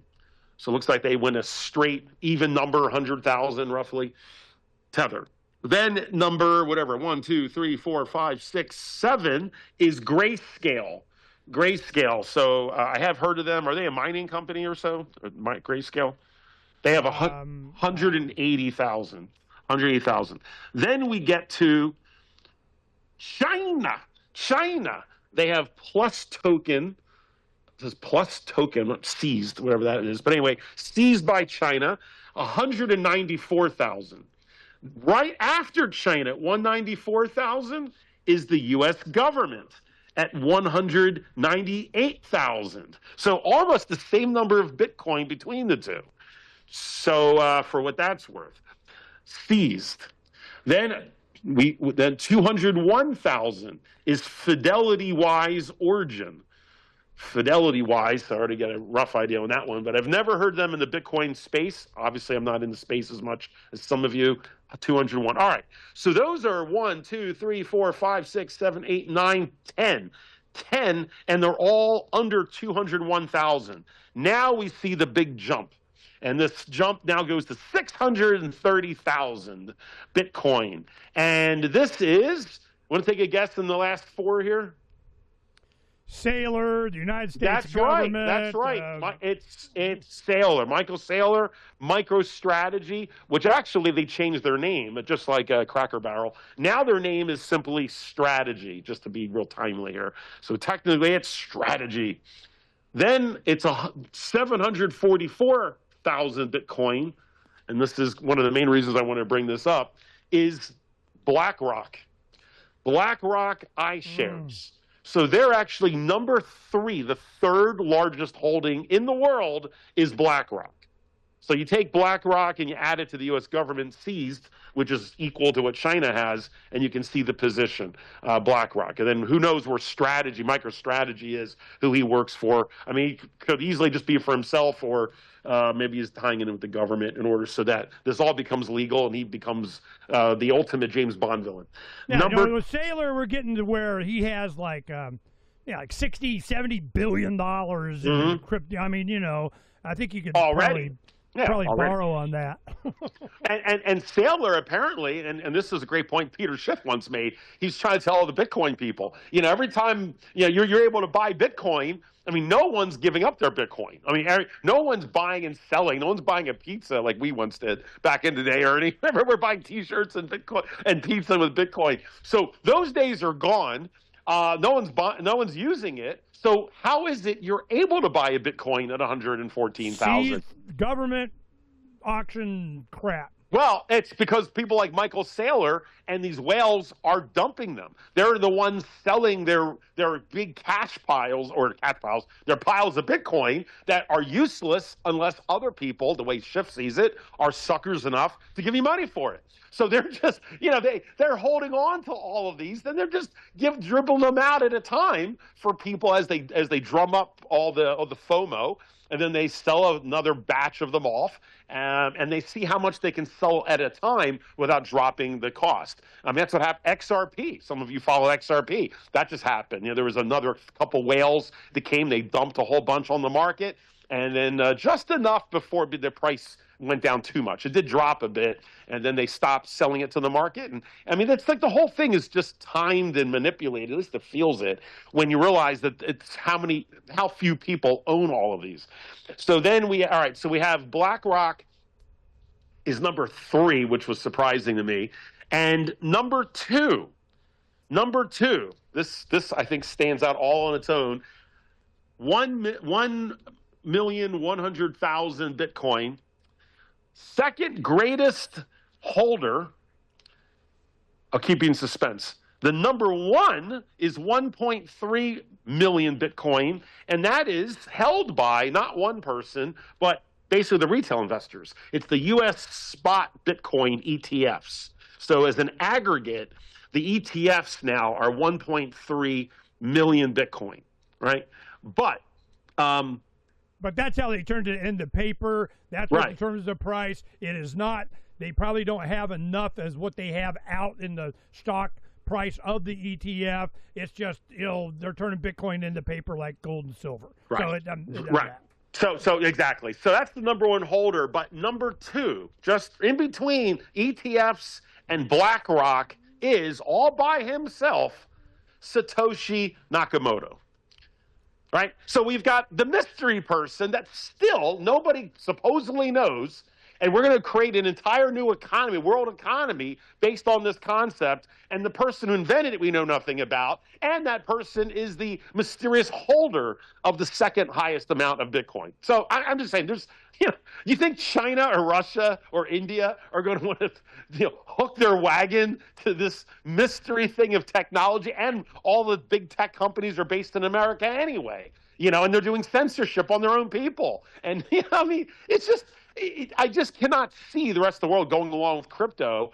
And so you're going to have that battle, that war. I think it's going to turn into the sound money versus crypto economic war of dominance. And so, yeah, that's how I see it. So what do you think about the Satoshi? I mean, do you I know it's probably a worthless conversation because no one really knows, but to have that amount of Bitcoin in the ether somewhere held, do you have any thoughts on that, of what that means? How I've whenever this comes up and I learn more about it, have the guys on, I know a lot of the guys. I have whatever. And I'm just going, I don't know. Don't care. Doesn't matter. They, them, those. It's one of the things that some of these Bitcoin maximalists, I give you one story. It goes like this. Yes, some graduate students that are at MIT, super geek, super, on the spectrum of we know how to whatever. They come in, the NSA says SHA-256, the algorithm, that's the encryption algorithm of how this works, and you can't crack it and whatever. We need you to do this, create this so that we can put it out into the public, and we need a backdoor because we're NSA. They take it, do it, don't do the backdoor, create the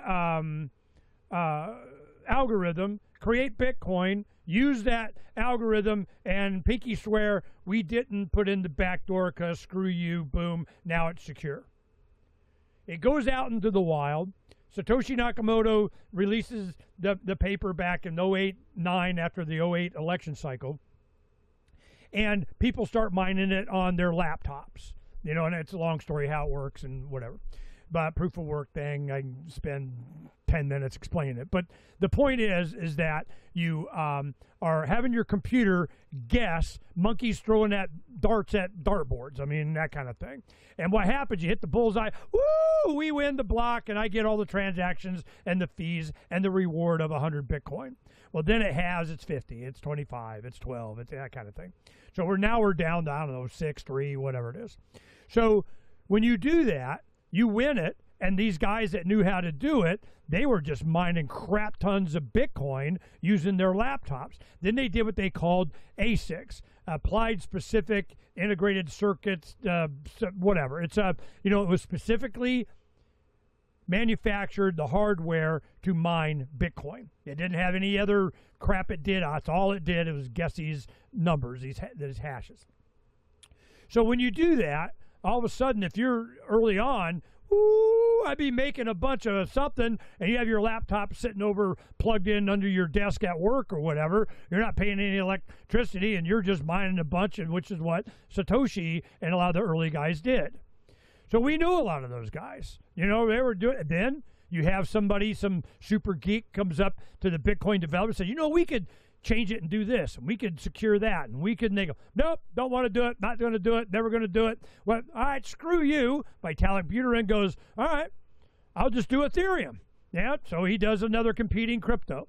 Oh, you're not keeping with the Bitcoin, then doesn't keep with the idea of being able to increase the block size, which means more transactions per minute that you could do and so on. You can't keep up with like Visa. You got to be able to process a crap ton, a gazillion a second kind of thing. well, you got to increase the supply. Nope, not doing that. We want the price of mining, of using of transactions going up, because then the miners make more money, blah, blah, blah, blah, blah. Well, that's not in with the original promise of digital cash. What do you want, Ernie? Bubblegum money? Yes, I do. That was the promise. So I have these guys on, Ouch Quit It, we do shows. Well, then this is where people come in and go, we're going to fork Bitcoin into Bitcoin from the same chain. We're going to have Bitcoin Cash.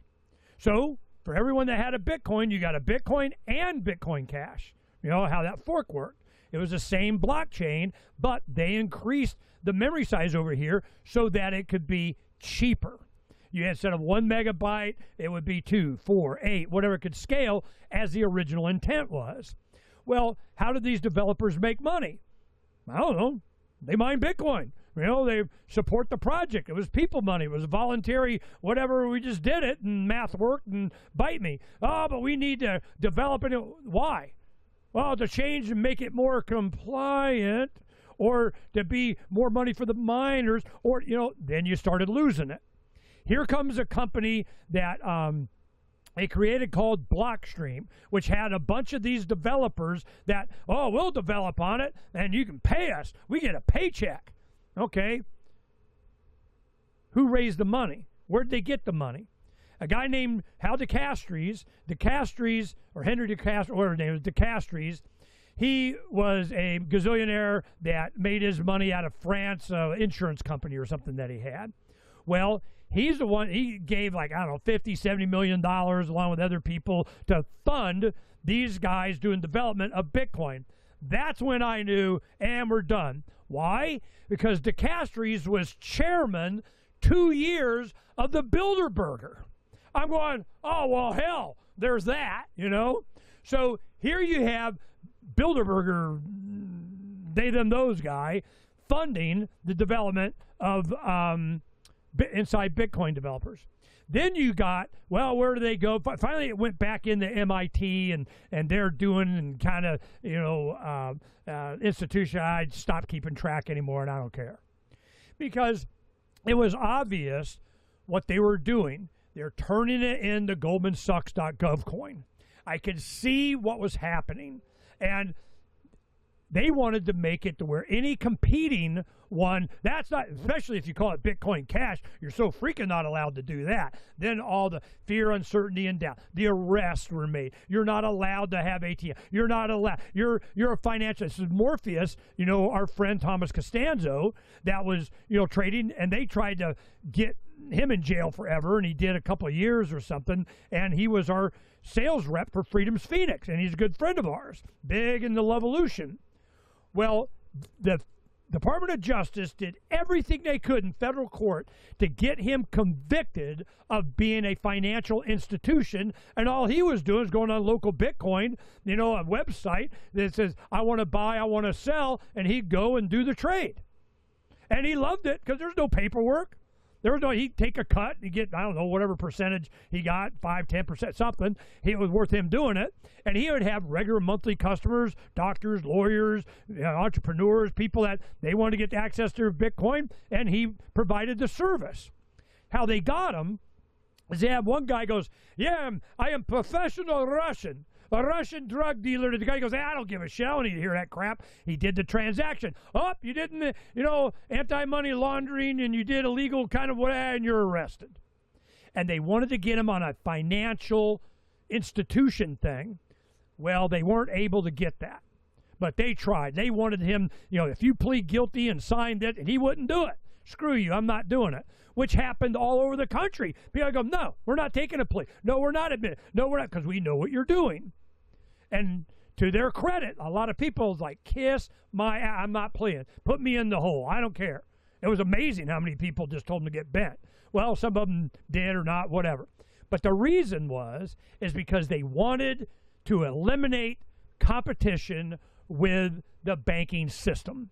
They wanted to take Bitcoin and shoehorn it into that system and then be in control of it. So while you were talking, I had up the real reason your power bill doubled, and this thing is 16 minutes or something long. And it shows that everything that they're doing, all of the gazillion dollars, the billions, the millions and millions of dollars they're paying lobbyists to do like these 600 data centers and the nuclear power plant that we got in the more natural gas or solar fields here out there. I'm like, there's shitloads of solar fields out here. And I'm going, damn, we're going to have some power for what? For this. It's for AI. It's for crypto mining. For our enslavement, like you said. Yeah, for our enslavement. And they're using a crap ton of water to be able to cool it. Yeah, in Arizona. And one of the data centers is right here outside of Phoenix.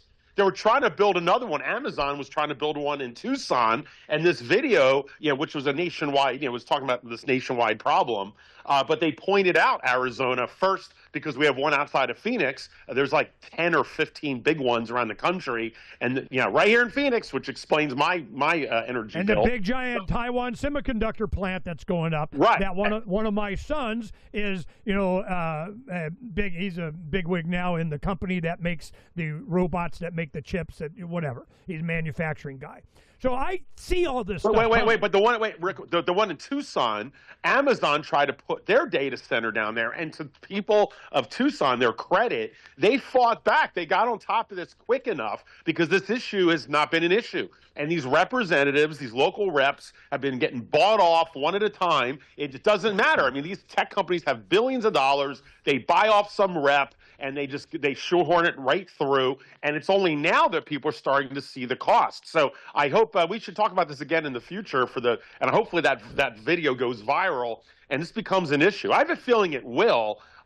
Because this is, look, this isn't like you get an extra $5 fee on your bill. Like one of the commentators on the no, it's like $100, $200, ridiculous. Yeah, $200. He's like, this is like a car payment. It's like your electric bill went up a car payment. That is not sustainable. It's not sustainable. I mean, on top of that video went up 4 days ago, and it has 212,000 views. She has 48,000 subscribers, talking about this. I'm not sure what her, main channel thing is, but it was a really good video, and it demonstrated, a lot of research went into that to show nationwide how this is a ubiquitous attack on utility participants in their electrical grid system, that they are screwing them big time. We are paying for our own enslavement, just the way you said. Our enslavement to AI, our enslavement to the monetary system, our enslavement, we be poor and you can't cool your house. But who is insulated from that? Me. I'm out in the desert with my solar. You guys can suck it, okay? So what happens when they say, this happened a couple of years ago, Katie Hobbs, the governor, going, nope, no more well permits for single-family homes out in the desert. You're not allowed, and you can't. So what do? Fine, screw you. I'll do monsoon water collection, doing my own man-made aquifer if I got the water thing. I got my own solar power. I grow my own food. Why do you think I'm occupying the land? You think I don't know this kind of stuff is coming? I'm telling you, it's going to be a food thing. It's going to be living. It's going to be not too hot, not too cold, not too hungry, not too thirsty. I got to have shelter. I take responsibility for educating, raising my own children, my own food, and we are insulated from this bullshit because we're under attack. Our way of life, the resources of the middle class, where the money is middle class of America, which they're going after, and this is how they're doing it. And they started in earnest with the food system and health care. They poisoned us all. We got RFK Jr. in there finally, depoisoning whatever. And, here comes Bill Gates with, we have more poison. Yeah, we got that meat. We got they come out with new, synthetic carbon dioxide butter. Are you kidding me? And will the people wake up in time? They always do. Usually they have. When they get an existential, human is going to have to stop breathing in and out. Define in time. That's the relevant term. Before they're dead. Before we have because what happens when they need to, it's the four horsemen. War, which causes famine, which causes pestilence, disease, and so on. which causes death. War, famine, pestilence, death. Here we go. Now, the famine part, that's what I'm saying. This will become a food thing. We're already in this war thing. You know, they're trying to prevent the Third World War, and NATO and they, them, those in the West are to go, we need us a freaking war. We want us a war. Oh, well, Trump, I'm not giving them anything anymore, but I'll sell you, you know, F-22s to Germany, and you can give it to Ukraine. I'm so freaking done. So then, when we have people that want to, you know, We Vote project, I interview people that want to help, they want to learn, we need to, you know, peaceful once more into the breach of, we need to kind of wake up the people. Fine, I'm the love evolution guy. I'm not, you know, because I don't want to have the stain on my soul of sure as hell not getting killed, but I don't want to kill. I don't want to be in a position that I got to, you know, lay waste to whatever. I got the means, but I'm like, you know, no, I'm about as far as you can get and still go grandkid, you know, birthdays. In fact, my two oldest grandchildren share a birthday. On her first birthday, my granddaughter got a brother, and that's today. So tomorrow, after I do Shimshad, I do Doug Casey tomorrow. You know, the gazillionaire Doug Casey. And what happened, this is a good story, segues right into this. Doug Casey is the international man. He is Casey Research, it used to be, and now it's international man, and he's a gazillionaire, wrote a bunch of books. He used to, you know, whatever. He's a gazillionaire and financial planner, kind of, you know, lives around the world. Well, he does a regular show with a guy named Matt Smith, another good friend, had him on the show. Matt Smith had a son that has a son named Maxim. Maxim is now 20 years old. When he first started his YouTube channel and needed encouragement and pumping, he's learning different stuff. You know, got a decade ago, I had him on and, you know, broke his cherry on being on podcast. So they wrote a book. It's called Preservation, you know, preserving, you know, our culture, whatever. And what it is, they just sent it to me a couple of days ago. I have a hard copy coming. I got, you know, the copy. Doug Casey and Matt Smith co-wrote this book about Maxim and him not going to college. They have way more than resources to put him wherever the hell he wanted. He's a smart kid. What they decided, they go, no, we're not doing that to you. You go out and you learn to be a rancher. You know how to brand cattle, butcher, kind of whatever. You go out and learn to build. You're going to learn some trades. You're going to be able to occupy the land. You're going to be able to do all that. Now, they had the book. It got released, I think, Monday or Tuesday. So I'm going, hell yeah, get your ass on the show. You had me a hello. So tomorrow I'm doing Doug Casey in preparation for doing Matt and his son Maxim probably the next week. I go, you know, first I'll have Doug on. You know, we'll get attention to this, we'll pimp it, we'll talk about it. But then I want to have father and son on talking about their experience in what be a coming. Who do you think knows what's coming more than Doug Casey? So this is, I tell you this little story behind the scenes. Back in the 90s, I think it was, a long time ago, he had a thing called Era Society that was in Aspen, Colorado every year, did for like 30-something years, that they would have a gathering, and everybody go. Now they do Freedom Fest. He doesn't do that anymore. He just kind of goes to Skousen's Freedom Fest thing, and, you know, a lot of people go, they want to hear what Doug has to say about how they're going to get rich again. You know, more rich.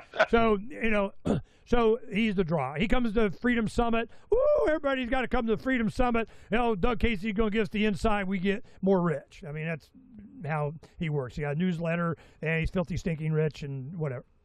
So what happened was, the story I was getting from a guy that had it called the Hazlitt Foundation.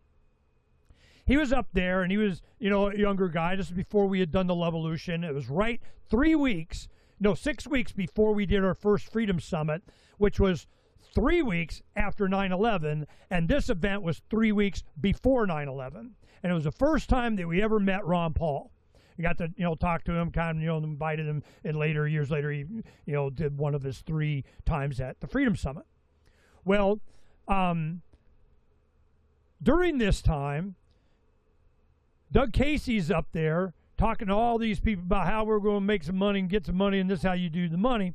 And there was a story, this Hazlitt Foundation, that was going to him for donation or wanted money for something. And he goes, yeah, they got the money. And he tells me this story. He's in Washington, and he gave $40 million for Washington, D.C. to plant trees.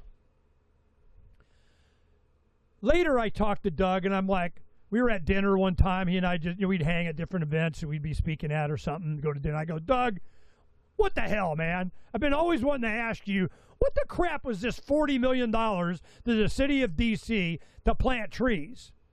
And he goes, Ernie, when you have as much money as I do, sometimes you got to plant some trees. And I go, say no more. I get it. What the hell they did with the money, how many trees, whatever, plant trees. So this is the kind of world that you're dealing with. When he did a thing called Cafejate, which was a valley, a bunch of rich people, it's like, Fountain Hills. It's a big valley, rich people. They had, a golf course and, a 14-star or whatever, spa and golf course and hotel and all. And then people would buy lots and build homes out there. And they had a little Argentina, and they had little village, people that would populate to do the manual labor, and they had a vineyard and all this kind of crap. So who does he go to? The government? No. He finds out who's really in charge. Who's the entrepreneurs, the drug dealers, the cartels, the corrupt politicians, the whatever. You do the deal with them. You don't waste time with politicians. They come and go and are controlled by these guys anyway. So this is how Doug, where do you go? Where does he say is the future is now? It's Africa. Africa is starting to cast off the colonial powers, certainly the French and West Africa, and they're saying, you guys can suck it, and guess what? We just nationalized that gold mine. It's ours now, and you guys can kiss my ass. So what do? The governments and the corporations start trying to fund rebels with, armament and all this kind of stuff, going out trying to get rid of these leaders. And there is a revolution going on in Africa, abandoning the colonial controls of the Western governments and Africa becoming, more sovereign. Well, who do they do deals with? Russia and China. Russia and China go, hey, we respect it. We do our comrade, socialist brothers of whatever the hell. We will we'll have a deal, and we be buds and equal footing of not get exploited. So you have all these, big-bellied black kids starving while everybody's working in the mines doing the cobalt exploited. They don't get any gold. And when they do make a deal, they always some politician or bureaucrat is on the take.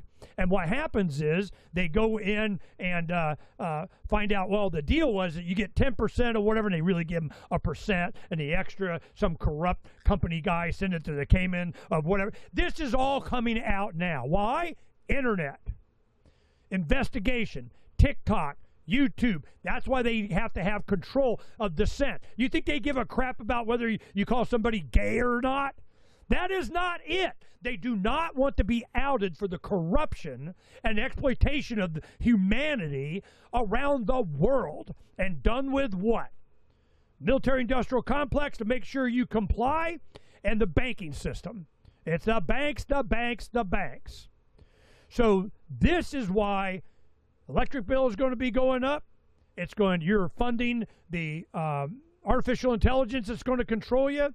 The programmable money that's going to be the central bank digital currency that requires enormous shit tons of electricity from the out-mine people doing it. Within a couple of years, Bitcoin mining processing was 30 times the entire computer capacity of Google. Boom. Wow. They, them, those can't have that. So this is a battle for humanity. Well, here comes Elon going, to beat their AI, we're going to have to put Neuralink so we can compete. And we interface in cyborg along with artificial. Yeah, well, you first, okay? Because I'm, I vote not. But, is he a good guy, bad guy?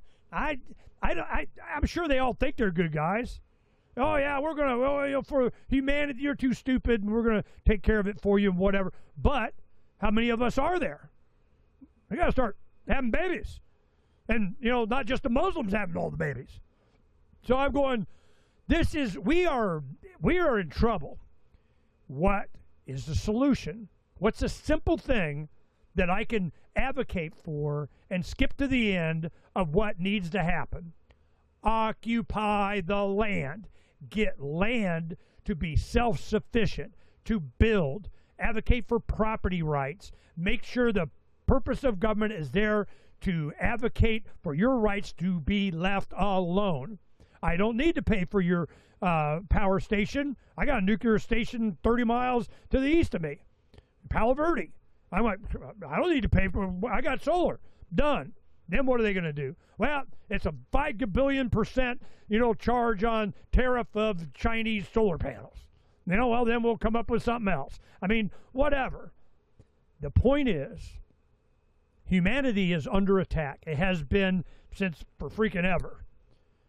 Because they can. And if we're not defending our right to exist, to be left alone, and this government by for of people as a mechanism to do that, then we are in big time, oh my God, and you get to use that word, existential, extinction level threat. And all this culture stuff and everything ain't going to matter. It needs to be a culture of freedom. All that other stuff, I don't freaking care. It just gives me more holidays and different beers to drink. If you don't have a culture of the protection of individual rights, you're going to get mowed over and be roadkill on the highway to hell in the future.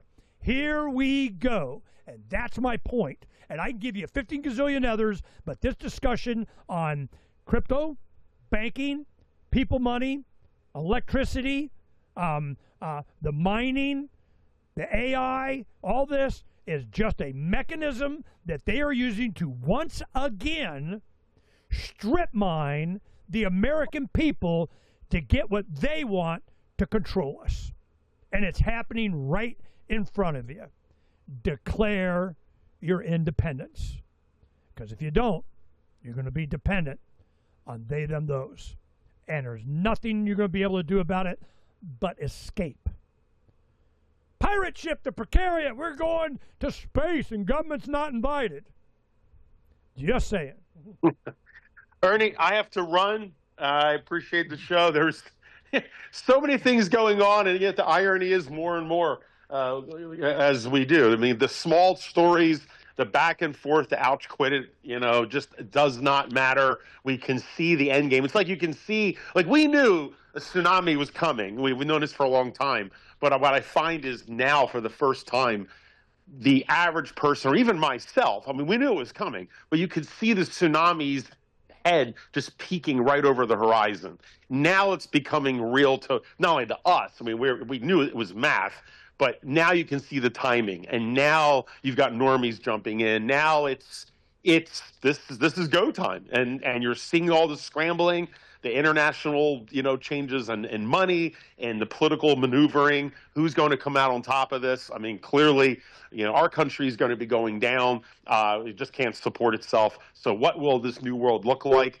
And I think that's why also the older generation is not leaving. The people who still are thinking in the mindset of post-World War II America, and those days are done. And this whole thing with Israel is a perfect example where they're realizing that as well. So a whole new world order is now coming, and it's fascinating to be part of it. We're seeing it unfold. All right, my friend, I have to go. I will keep in touch with you about our special date. Ernie and I have a date coming up, so I'll talk to Don about that, and the political one. I can't believe they're showing it. So we'll have a lot to talk about then. All right, have a good day, Ernie. Thank you, audience, for listening. Bye-bye. Bye. Oh man, I don't know what else to say other than there is interesting times coming, and what role can I play to be the most benefit, to myself and my family? I don't owe you guys anything, other than the only way that I know how to be free is advocate it for everyone. I don't make money on that. I spend more money than I make, on all the stuff that I do just to try and keep us all alive and on the right track, have a chance. So this is self-preservation. Because I saw the devil's red eyes when, as a young man, 28 to 32 years old, for a few years there, I remember that I was, involved in all this stuff, and I just like, it was clear to me that we were in trouble, and I just wanted to make sure that, everybody understood how much of a threat we were under. This has been scary, and I had children. And fortunately, my wife and I don't know why it froze up on the other camera. It does. Hello. But it's been an experience going through the process.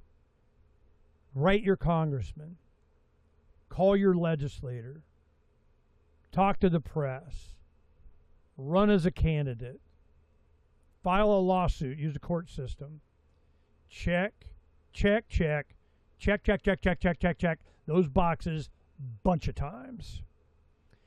Immediately, early on, it did take me a few months to figure out that you were up against those that had taken over all of these opportunities or mechanisms for you to have an input. The voting system, the judicial system, the media system, the whatever. It was done. It was the only thing that was left was Second Amendment.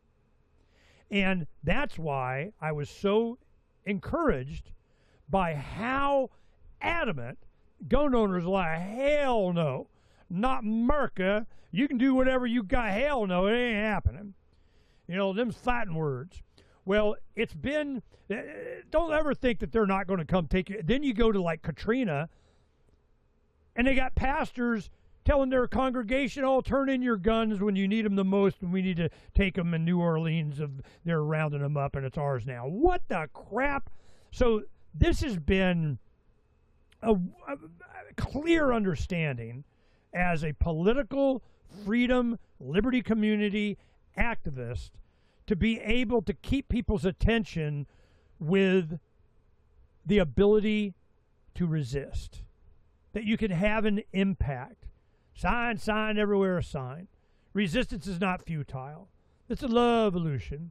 Have fun. Enjoy yourself. Have parties. Don't got to confront them on the street of whatever and be part of the false flag crap and infiltrated J6 bullshit. You make a bunch of signs, you go put them up at 2 o'clock in the morning, and you wake up in the morning, boom, they're everywhere. And you can't censor a sign. That's why a lot of people, certainly during COVID and the lockdowns and so on, all the places that we went around the country, that was the most common observance. They made the signs. They went out early. Nobody was bothering them. Even if a cop saw them, they didn't give a crap, This was, on the side of the road. I remember in Carolinas, the kids were freaking out. They're ready to jump the fence. I'm going, relax. Highway Patrol pulled over. Our car was there. We pulled over to the side, went up. There was a fence, line between a couple of cities. We put them we had enough to put them, every couple of 100 yards. We just saturated it with signs.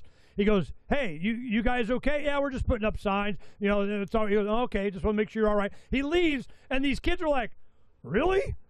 All right, cool. I remember we went to Las Vegas one time. There was a group called Property 6.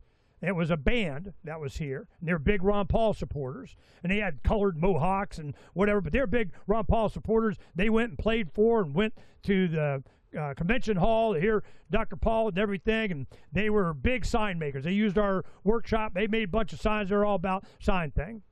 Well, Property 6 was reference to something in George Washington and how D.C. was laid out in the Masonic, whatever the hell, you know. And Property 6 represented something, whatever, I can't remember.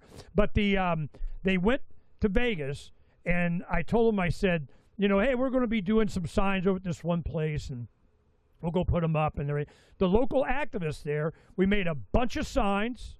A couple hours later, everybody had, you know, a bunch of rolls of signs. We can do it really fast.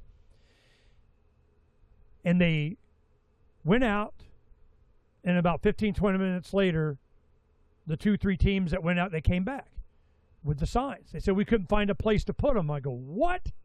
Because they were scared. It was out there. I go, all right. So the Property 6 band, they had like, you know, 5, 6 members or something in the band and their roadies or whatever, groupies. And they went out with them. They go, all right, 2 of the guys go here, here, here, here. They went out. Half hour later, they came back all put up because they weren't afraid. They go, there's some chain link there. There's a fence over there. What, are you kidding me? You know, boom, boom, boom, boom, boom. Once they saw how fast they could do it, how easy it was, how they didn't get, we did it for the Levolution March in July of 2008 in Washington, D.C. I'm sure they got cameras now, but at the time, it was Adam Kokesh and my wife and Iraq Veterans Against the War. There was a representative from that. The 3 of them went out while Gary Phranq and I, which we're going to be doing a show with Gary here recently, you know, Next News Network. Now he's correspondent in the White House. Ooh, that's going to be a fun show. Gary and I are good friends. So I'll be on a show. He'll come on the show. You know, there'll be a thing here next week or 2. Well, Gary and I were the MCs for the big Levolution March. You know, Ron Paul, you know, tens of thousands of people out in the crowd and whatever in Washington. It was a thing. So we go, look, we made up a crap load of signs. Donna went out and Adam was not afraid. And they put them, just 3 people, put them up all over Washington, D.C. Nobody bothered them. All of a sudden, people wake up in the morning, they're everywhere. I'm sure now they'll have some robot come shoot you, but, you know, at the time, this is the kind of no fear, no fear, no fear. But we always knew what the risk was. What do they charge you with? What's the penalty? What can they get you for? I give you an example. There were speed cameras, which were video, by the way, here on the highways in Arizona. There's a big, you know, Levolutionaries made a big kind of thing out. It was called camera fraud. Camerafraud.com. Oh, it's camera fraud, camera fraud. Making a bunch of signs, putting up. We went after, we refused to send in the bill. You had to do a summons or subpoena to give you the ticket. They had to deliver it, and then you register your car in your wife's name, and her SUV was in your name, and you would drive each other's car. They get the registration, pull it up, and they go, well, you're the owner of this car, and we subpoenaed you to come in to pay the speeding tickets on the highway. You know, well, that's not me. Well, obviously it's not you. It's some woman. Do you know who this is? Yeah. Well, who is it? I don't have to tell you. And you didn't. Next, Redflex, which is a company out of Australia, they were going bankrupt, and they pulled out of Arizona. Chicago, they were doing the same thing. Activists in Chicago called, what the hell did you do? How did you do it? You don't comply. You resist. You tell them to bite you. But also, we had a bunch of activists that would take little Post-it notes. No graffiti. Didn't paint on it. Didn't spray paint it. They just took Post-it notes and put it over the lens of those cameras so they couldn't get the video. What we knew and what the police knew was that it was legal. You weren't damaging it. You weren't defacing it. You're just blocking it. Because we go out where they'd have, the little trucks on the side of the road, and we just stand in front of the cameras with signs that said camera fraud. After a while, you make it to where if you're diligent and you do it for a year, 18 months, you run them financially into the ground. That was just how they were funding it. Do you think that they don't have cameras? Of course they got the cameras. They were just trying to use this to fund the cameras. They're still doing their stoplight, this, that. But we were making the point that resistance is not futile. But we understood the risk. We knew what the law was. We knew what the statute said. We knew what we could and couldn't do. Chalking sidewalks. You'd chalk the sidewalk, do all kinds of stuff. They had Cop Block was doing that, and they had what they called motorhome diaries. They were kind of bus liberty tour around the country we sponsored, and all that. They come to Phoenix, or Sheriff Arpaio. Ooh, he's going to get some. He's going to arrest him. So I know Sheriff Arpaio. We're kind of on opposite sides of a lot of issues, but I go, hey Sheriff, what's up? Say it ain't so, Joe. You're not going to go out there and arrest these people for chalking the sidewalk. Oh, yeah, we're going. I'm telling you, man, you better not. It's not going to work out well for you, because these guys are not going to plea. They're not going to participate. They're going to let you arrest them. It's going to become a thing, and there's no law supporting it. Now, you couldn't do the chalking on a vertical wall. You couldn't run it up the sidewalk up to a building and then up on the private property, but you could do it on the sidewalk, and we knew that. And I said, look, if you want to arrest somebody, we'll have a big anarchist day thing or whatever and give you a good photo op and have all that, and they'll just have the A, without completing the point, the triangle, go right up to the wall, and I will go up with the chalk and finish the A up, 6 inches up on the wall. Then you have justification. You can arrest me and you get whatever. You want to play that game? You want to do it? Now, I'm more than happy to do that. Let's go get some. Nah. Because you want us to. Yeah, that's all right. I do. So Cop Block came, Peter Iyer and Ademo. They came. They did the cop blocking, chalking of the sidewalks and all that kind of stuff. Got some press. They were there for some trial. What was going on about something, I can't remember. And then he brought out his chain gang with their pink underwear and so on. That was a big thing Joe Arpaio was all about. So he had his chain gang going out there. 2 hours after they had done this, got all their press, they went out with pressure washers, washed it off, and it was done. No muss, no fuss. You have to know the risk. You have to know what you're being charged with. You have to know how they're... But that's changed. They don't give a crap what the law says. Insurrection, January 6th. You were trying to take... God, we'll have a false flag of the FBI undercover, of the agents, of provocateur, of whatever that. So now, that's why, hell no, not going. Bundy Ranch stuff that was going on here in Nevada, same thing. I interviewed all these guys, but I'm not going up there because I knew what they were going to do. And people were telling me not to do it anyway because they knew it was going to happen. Talking to Luke Radowski, We Are Change. Just last week. He was saying when January 6th happened, he's like, oh, hell yeah, man, I'm going, woo, go get some. Tim Pool, his buddy, goes, no, hell, Luke, you're not going. Do not go. This is a setup. I've seen this before because Tim Pool was experienced with Occupy and how and who the people are and how they do. He goes, yeah, this is a thing, man. This is an op. You're going to don't get caught up in, do not go. You can't go. Man, oh, hell no, I'm not going to be able to help you. Don't go. So Luke didn't go. Glad he didn't. What's your risk? Well, now it's getting to where it's a big risk. So when COVID happened, mandates for masks, shots, all this kind of mandate, full court press, they, them, those, we're going to lock down. They were going after any and everybody. But what did we do?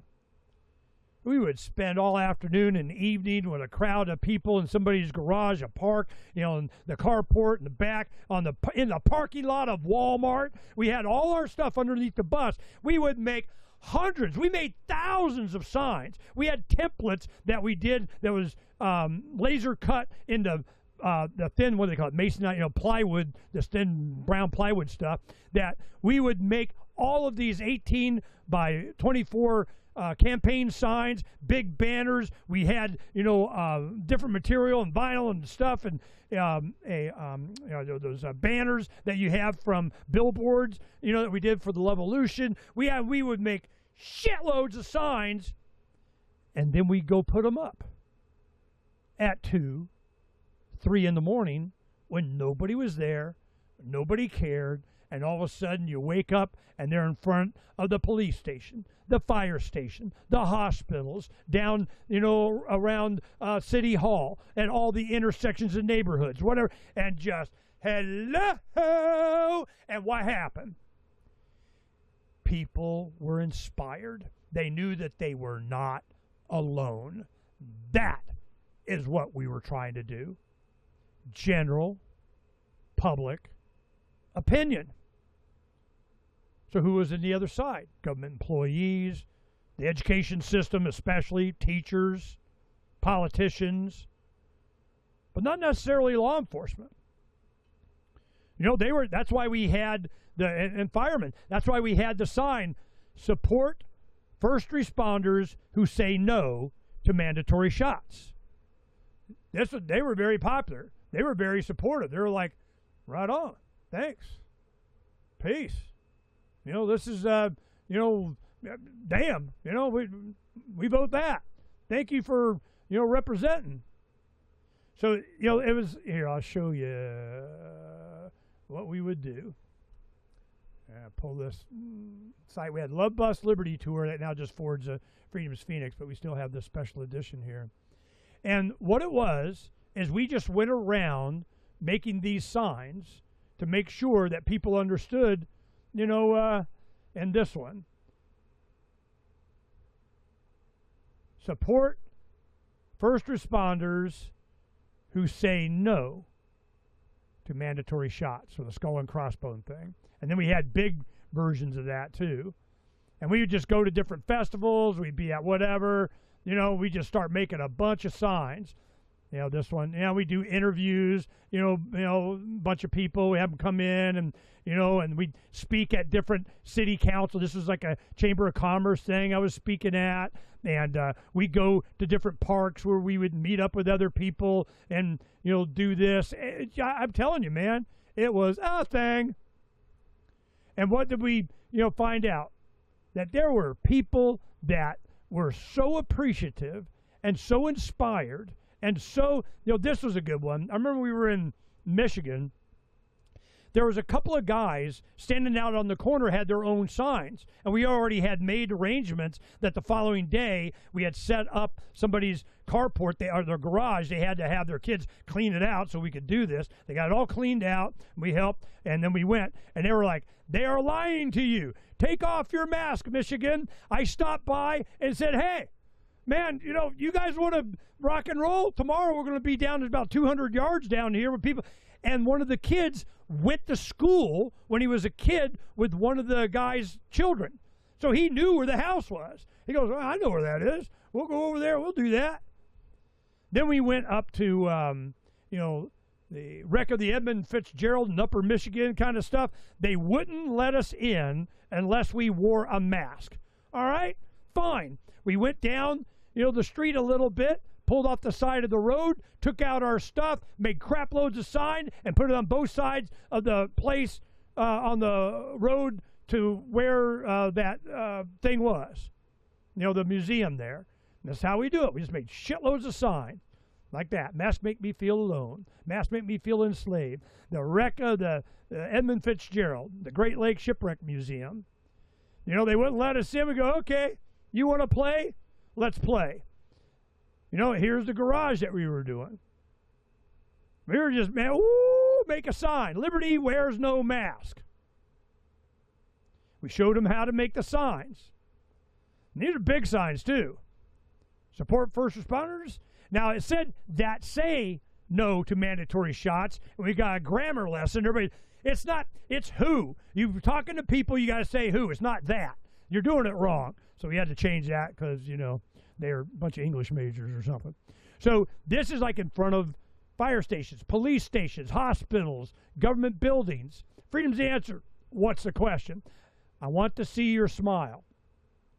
Hugs over masks. This was a big campaign in Canada. We were showing support for them. Expose Bill Gates. Once they learned how to make the signs and the material that you use to do it, what did they start doing? Expose Bill Gates. Then we do shows. I just plop out every day. We were doing live shows, 3 hours. I mean, it was a thing. It was a lot of work. We did this for, God, at least 3+ years.